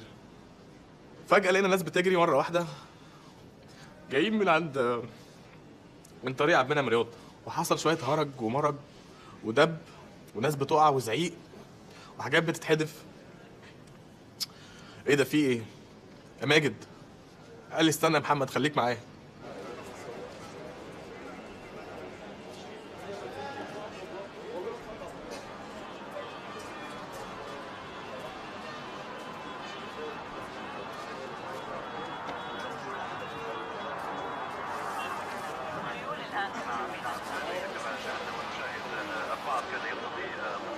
هات لي الربطتين الجرجير دول. الميدان وكان هناك اشتباك بين المتظاهرين وبين من كانوا على الخيول، وتم الامساك ببعضهم واسقاطهم عن خيولهم.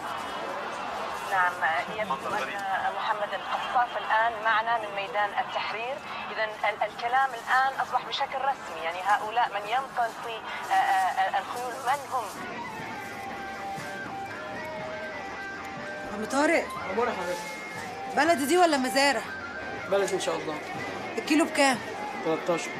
13؟ خلي عنك خالص. وزن لي 3 بقى. السلام عليكم يا حاج. ازيك؟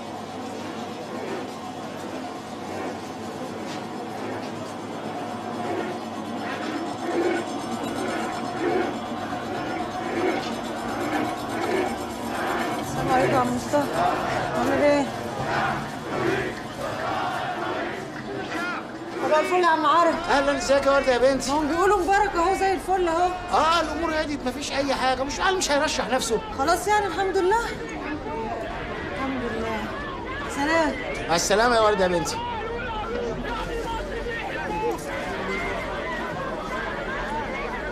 يا انا تعبانه، يا انا تعبانه، يا انا.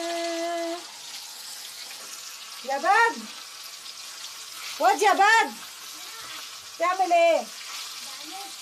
اختك فين؟ اختي بره. طب خلاص السمك اهو قرب. شامم ريحته؟ اللي معاه شومه واللي معاه سكينه واللي معاه سنجه واللي معاه مطوه، وناس بنشوفها بتتضرب قدامنا. اللي كانوا بيقعوا كانوا بيتضربوا، واللي كانوا بيقعوا مننا برضو كانوا بيتضربوا. اما انا عايز اكل. ما ينفعش تاكل قبل ما ابوك يجي. حاضر. ولا انزل كده على القهوه اسال على ابوك. اسال شوفه جه ولا لا. يلا بسرعه.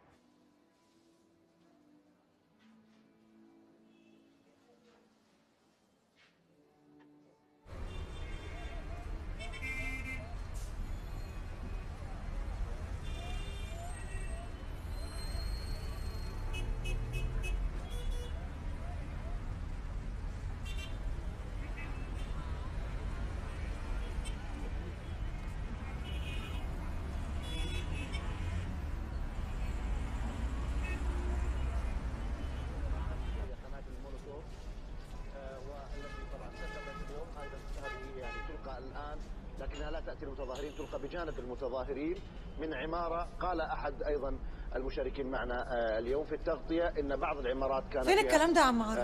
بعض العناصر الذين سيطروا عليها عناصر قالوا أو ده في التحرير؟ وزارة الداخلية، وهم من يستخدمون هذه الكرات الملتهبة، قنابل المولوتوف. صور تصلنا مباشرة من ميدان عبد المنعم رياض الملاصق المجاور لميدان التحرير. إذا هذه قنابل المولوتوف وزجاجات الحارقة كما أفاد مراسلنا. دكتور سيف الدين، هل بالفعل كان دكتور عبد الله الأشعل يقول قبل قليل بأن مبارك انتهى داخليا وانتهى خارجيا؟ حربي، بس انا عايز اعرف مين اللي قتله وليه كانوا بيعملوا كده اصلا. انا عايز حق ماجد وعايز حق الناس اللي ماتت دي كلها.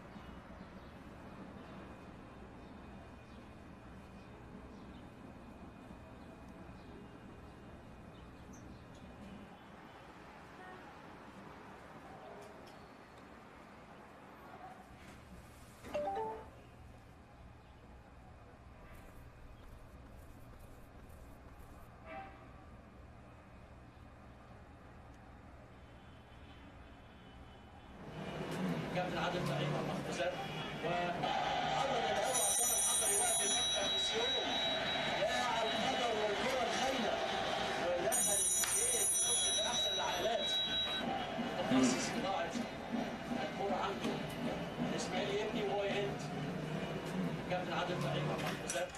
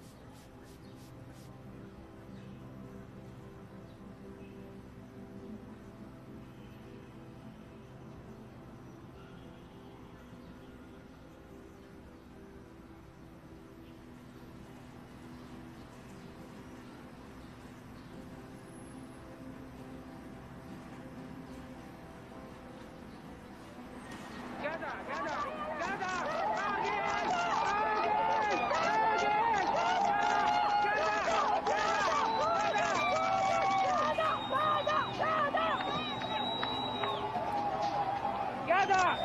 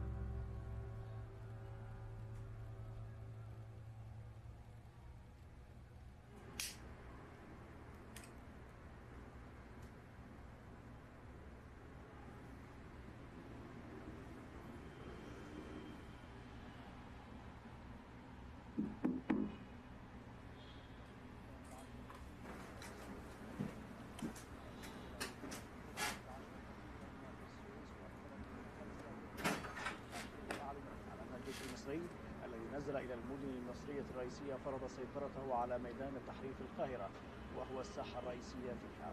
المعلومات أشارت أيضا عن استمرار حركة الاحتلال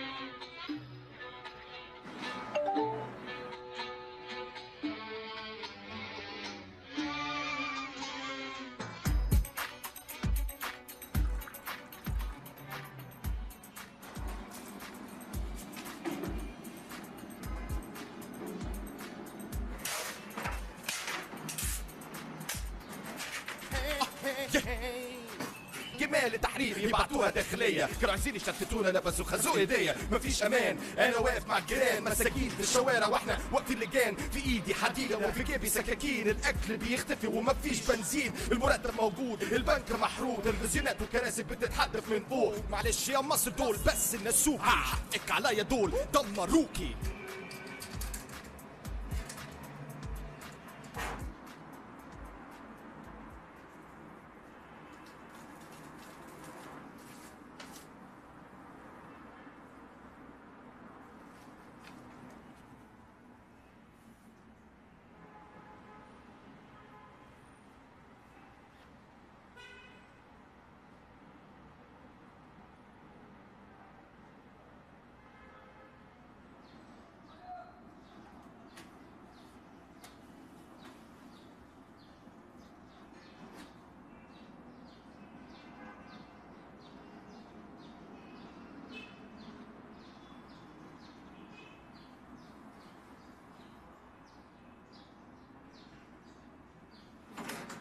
عن منصب رئيس الجمهورية، وكلف المجلس الأعلى للقوات المسلحة لإدارة شؤون البلاد، والله الموفق والمستعان.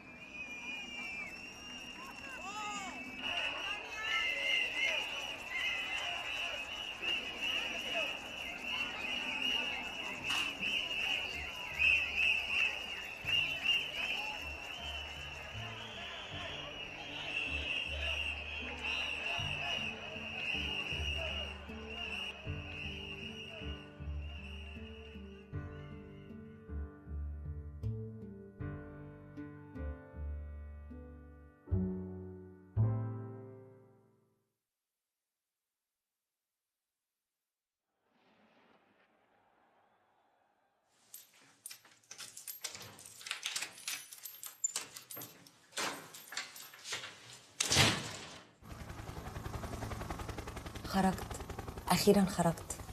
شايفة اللي عمري ما كنت أحلم أو أتخيل إني أشوفه قبل كده. كنت مرعوبة، يمكن شوية يعني، بيتهيألي عادي، عشان حاسة إني مبسوطة قوي وأنا مش متعودة أبقى مبسوطة.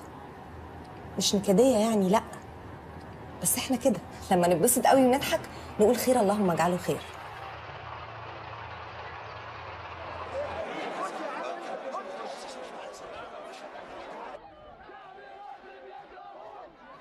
ناس كتير قوي، وكل مدى عمالين يكتروا، وستات. لا بجد ناس كتير قوي بيتكلموا، لا بيصرخوا وبيغنوا كمان، بينظفوا الشوارع. معلش بتكلم عن النظافة يمكن عشان أنا ست.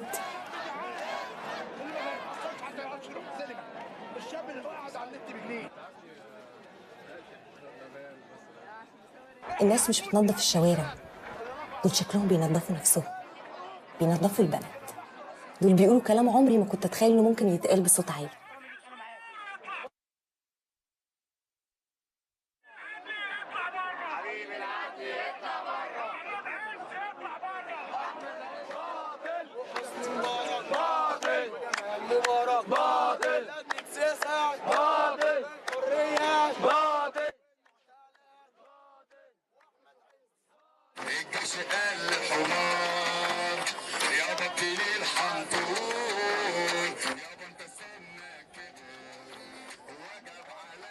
هي الناس مش خايفة؟ يمكن قلبهم جامد عشان عددهم كبير، بس العدد ده منزلش كده بالعدد ده. حاسة ان كل واحد ابتدى زيي، فاكر انه لوحده هيطق ويكره نفسه لو منزلش ولقى نفسه جوه الناس دي وفي وسطهم، ولما نزل ولقى نفسه في وسطهم لقى نفسه بيحلم بمصر جديدة زيهم، وهو بيحلم كده لقى نفسه عمال يكتشف نفسه من اول وجديد، ويكتشف الناس اللي حواليه. زي ما انا كده شايفة نفسي كأني عمري ما شفت نفسي بالشكل ده قبل كده.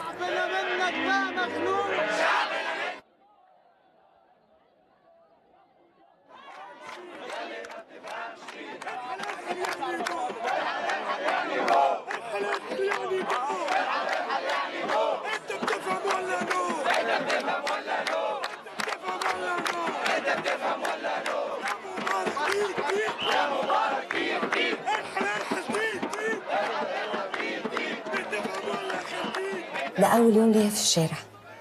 اصلا لغايه النهارده الصبح كنت مسجونه محبوسه، والنهارده الصبح طلعت. خير خير، اللهم اجعله خير.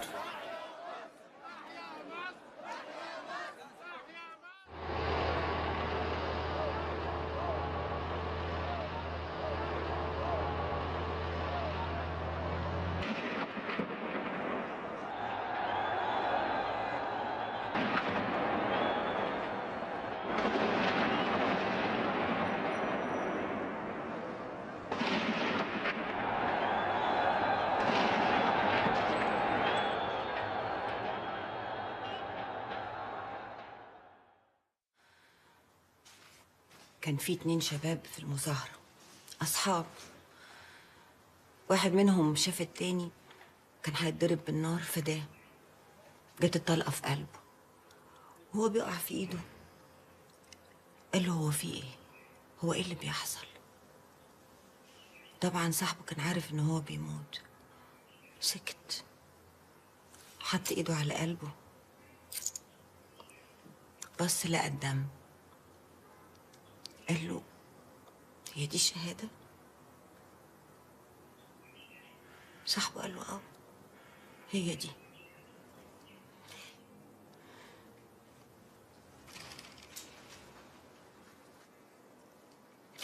أنا نازلة التحرير، أنا خايفة أقعد لوحدي، وبعدين على الأقل هناك العساكر يحرسونا، مش كده ولا إيه؟ العساكر اللي بيطخوكوا ها؟ لا دي عساكر تانية خالص.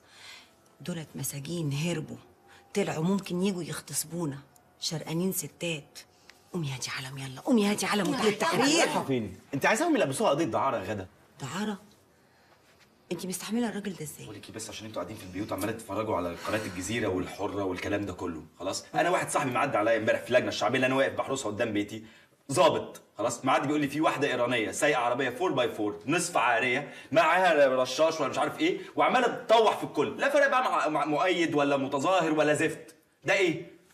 ست راكبه 4x4 معاها رشاش بتطوح في الناس. ليه؟ المرأة الأخطبوط عندها 10 ايدين ونصف عارية. نصف عارية من فوق يا ترى ولا من تحت؟ وعرفت إنها إيرانية منين؟ قومي تعالي معايا، قومي تعالي معايا التحرير، قومي. احنا مش نازلين، انا هقعد هنا احرس بيتي، من فضلك يا غاده لو هتروحي خلي بالك من نفسك. عنك ما نزلت، إن شاء الله يجوا يغتصبوك أنت شخصيا.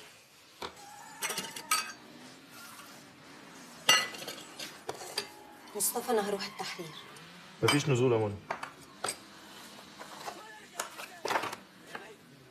انا بجد حاسه اني مسجونه هنا. منى بلاش كلام في الموضوع ده تاني من فضلك، ارجوكي.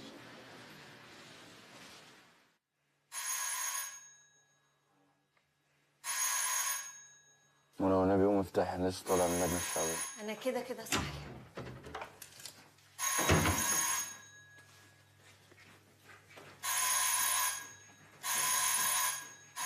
حاضر يا عبدو، وحياة ابوك افتح لك، استنى بقى.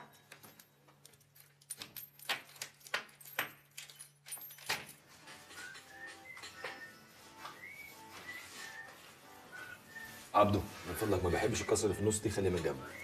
ما هي سيادتك كل مره بعمل. وحياة ابوك بلاش غلط. سيبه في حاله بقى يا مصطفى. مالك يا عم عبدو، في ايه؟ مفيش، كل مره بعمل الكسره في النص. انا ما بتكلمش على البنطلون، انت مالك؟ والله سيادتك عندي ابني بقاله يومين في المظاهره وما شفتوش بقاله يومين، ما اعرفش راح فين. وانت ايه اللي خلاك تنزل المظاهرات من الاول؟ هو نزل مع واحد صاحبه.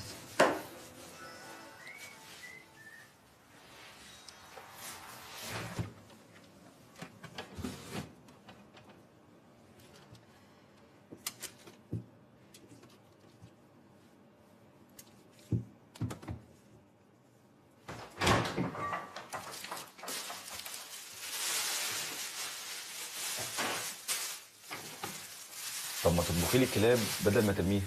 عفوا، بعدين هم عندهم اكل كفايه. افتح لي بس انت الباب ده.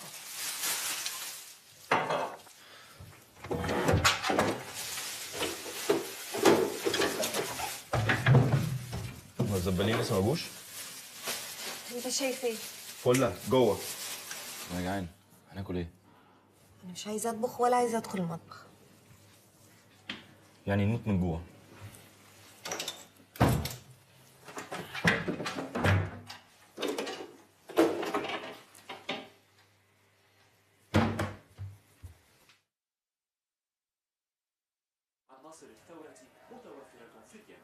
يصفون نظام الحكم بالاستبداد ويقولون إن له أبناء شرعيين من فقر وفساد وبطالة. لكن النموذجين المصري والتونسي متوافران هنا أيضا بصورة أخرى. هذه مجموعة من أنصار الرئيس تخرج للتحرير لما تعتبرها إنجازات كبيرة له وتطالبه بالبقاء رئيس.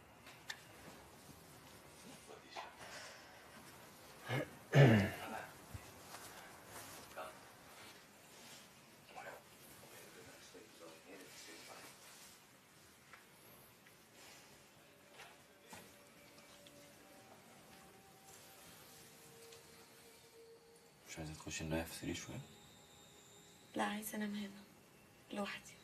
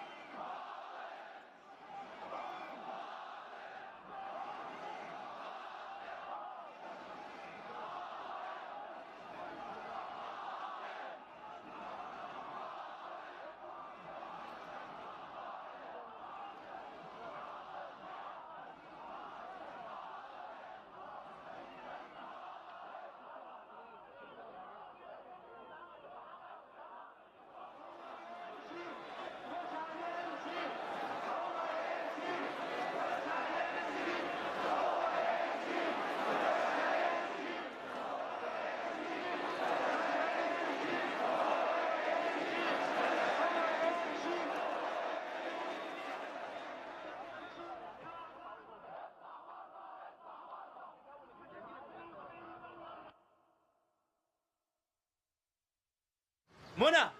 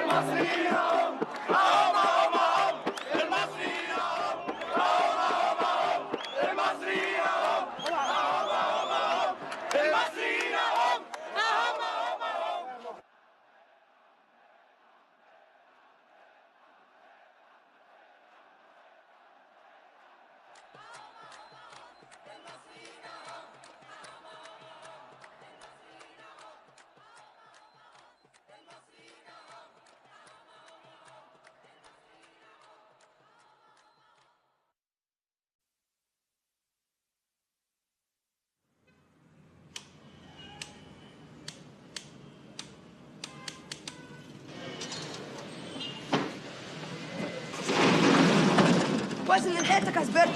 عايز احلق قبل ما اسرح بالجرايد. بكره بقى فضل، عايز اروح والله. يا عم الصبح زمايلك بيقرفوني وانت بتنفض، ومن الاخر بقى مش عايز اعور حد فيكم. ده انت عيل لبط قوي. يلا خش خش يا عم الدكر. ما تشغلنا كده التلفزيون يا زبرت. هكذا بدت القاهرة في منتصف نهار يوم الغضب كما سماه الداعون للتظاهر في ذكرى عيد الشهداء. مئات المتظاهرين يجوبون شوارع القاهرة وضواحيها في حراسة قوات الأمن التي ما تخلص يا عم، انت عايزين نشوف شغلنا. بس هادي يا ابو لسان، عايز قصه.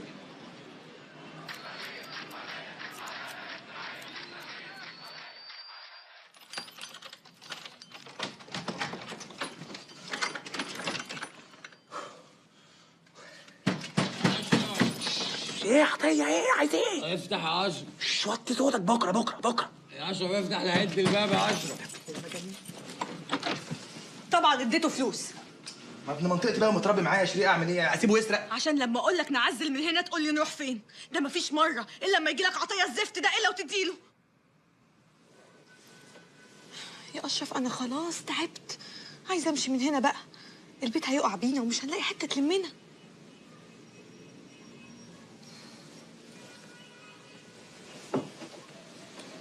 يا شيري يا حبيبتي، انا لو سبت دكان ابويا وبعت الشقه ديت وبعتني انا شخصيا، برضه مش هنعرف نجيب تمن شقه جديده. انا عايزه افهم انت خايف ليه من الايجار الجديد؟ ما كل الناس عايشه كده.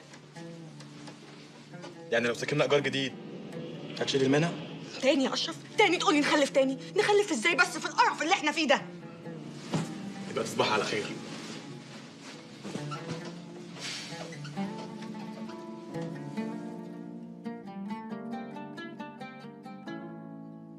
رايح فين؟ رايح اجيب كارنيه نقابه. نقابه؟ مالها النقابه؟ انت نسيتي ان انا محامي ولا ايه؟ محامي ولا حلاق يا سبيرتو؟ للاحتجاج بالامس تطورات كثيره في الحقيقه، لكنها تؤكد ان الشرطه عازمه على منع التجمعات الكبيره باي شكل من الاشكال. شكرا جزيلا. كان معنا عبد الفتاح فايد من القاهره. هكذا وقد امتدت الاحتجاجات الى نقابه الصحفيين والمحامين في وسط المدينه، ولقد نفى مصدر مسؤول بوزاره الداخليه استخدام العنف ضد المتظاهرين او وقوع اي اصابات بينهم، واكد ان الشرطه تحترم حق التظاهر السلمي الذي كفله الدستور. ومعنا الان من مصدر مسؤول أن القوات المسلحة بدأت كذلك عمليات السيطرة على أعمال السلب والنهب التي انتشرت في عدد من الأماكن. ومعنا الآن هاتفيا موفدنا في شبرا رأفت الفقي. افتح يا اشرف افتح. اوعى تقوم، انا بقول لك اهو. ده الواد نبيل. افتح يا اشرف، بيسرقوا البيوت. خرجوا البلطجيه باللسان. هات عايز سلاح وانزل لنا بسرعه. وعيد. اوعى تنزل، اوعى. ورحمة امي ارمي نفسي البلكونه جاب لك مصيبه.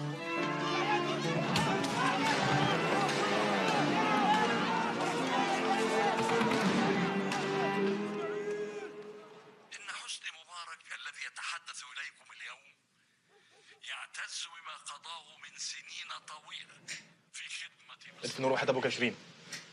مالك يا اخويا بس؟ هو ايه؟ مش خلاص كده خلص؟ ربنا يستر. طب ما تكلمني بقى. انا باشا ابوس ايدك، دماغي مش فايقه. يا حبيبي انت مش طايقني ليه؟ انت بقالك اسبوع بعيد عني وانت معايا، ولا مش حاسس؟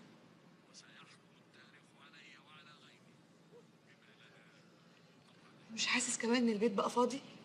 لا فيه لا اكل ولا شرب ولا اي حاجه خالص، حتى الفلوس اللي كانت معايا خلصت. لحقتي؟ يا اشرف هو انت دايب حاجه؟ معلش، نهار العينين. بكره الصبح بقى انزل افتح المحل. محل ايه يا ابو محل؟ هو في حد بيحلق في الايام السوداء دي وكمان في وسط البلد؟ طب عايزاني اعمل ايه؟ اعمل لك ايه طيب؟ خلاص ما تعملش، روح انت بقى المحل وانا هروح عند ابويا. ولا انت عايز تسيبني هنا لوحدي البلطجيه يقطعوني؟ على الاقل ابويا قاعد في البيت. بكره الصبح باخدك وانا نازل معايا.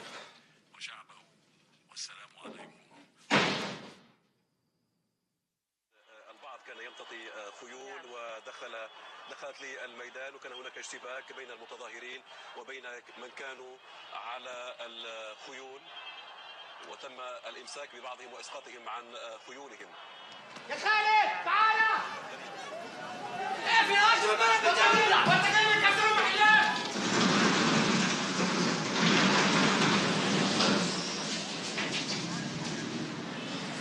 الحقونا!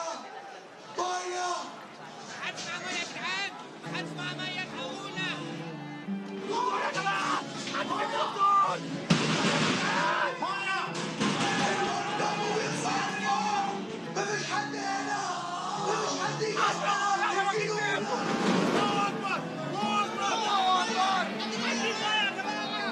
كابتن خش تعالى من هنا، خش يلا خش. حاسب على المهل قعدوا هنا محمد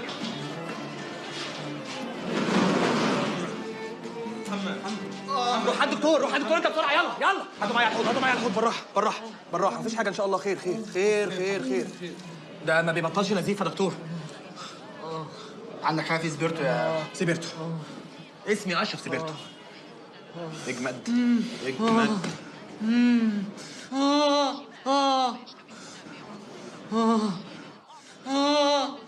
يا عم سيبني بقى خلاص.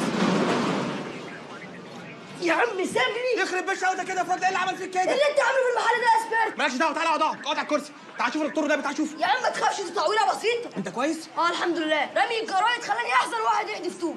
هات بنج يا زبير. لا لا لا، خلاص من غير بنج يا دكتور. يا ابني هتستحمل؟ استحمل، بس خلصني عشان عايز الحق الميدان. ما تخلص بقى يا دكتور. ما تسكت بقى، انت هتخليه يشوف شغل. الله استحمل. ها بالراحه يا دكتور والنبي، الله يخليك. بس امسك نفسك. خلاص بقى يا دكتور، كفايه. يلا سلام يا زبيرتو. خد بالك من نفسك يلا. الو. يا شيرين. لا انا لسه ما روحتش، لسه في المحل. الحمد لله ربنا رزق والدكان اشتغل. طب بقول لك ايه، اقفلي دلوقتي خلاص واكلمك بعدين. هكلمك بعدين. سلام سلام. معاك انا دكتور، معاك. هتبص هنا يا زبير. حاضر. بالراحه يا زبير.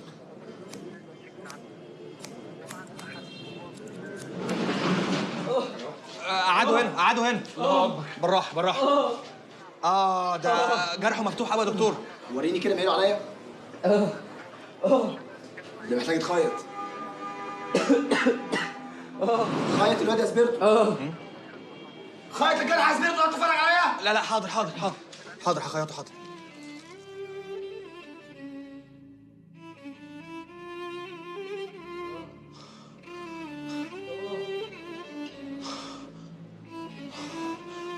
اثبت.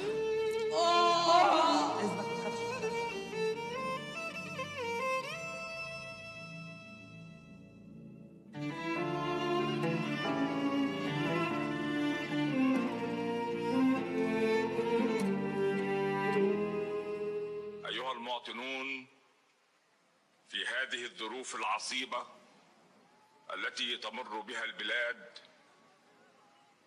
قرر الرئيس محمد حسني مبارك تخليه عن منصب رئيس الجمهورية، وكلف المجلس الأعلى للقوات المسلحة لإدارة شؤون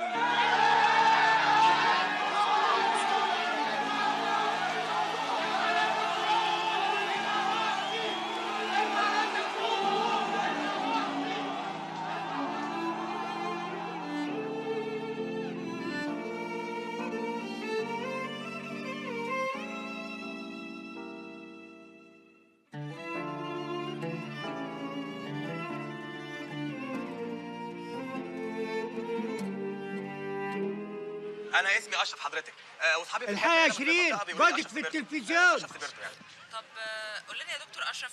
انا مش دكتور حضرتك، لا خالص. انا ان شاء الله صاحب المحل الكوافير ده، وده اليونيفورم بتاع المحل حضرتك. بس هم قالوا لنا ان انت كنت بتعالج المصابين عندك. لا حضرتك، انا ما عملتش غير الواجب مش اكتر. دول كلهم اصحابي واخواتي واهلي وحبايبي يعني. طب تحب تقول ايه لمصر في يوم زي ده؟ انا بحب مصر جدا جدا جدا. ومع الثوره.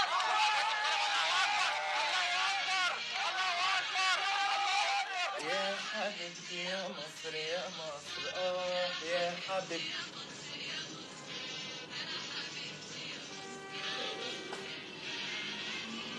شيرين، ايه اللي جابك؟ مش هتقولي ازيك الاول؟ وانا ما وحشتكش. وحشتي.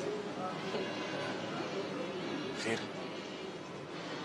يعني كنت عند الدكتور فقلت اعدي عليك. دكتور ليه، مالك، في ايه؟ انا شلت المهنه على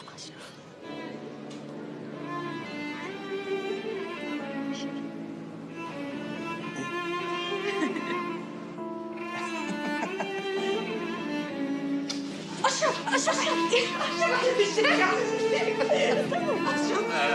عندك حق، معلش.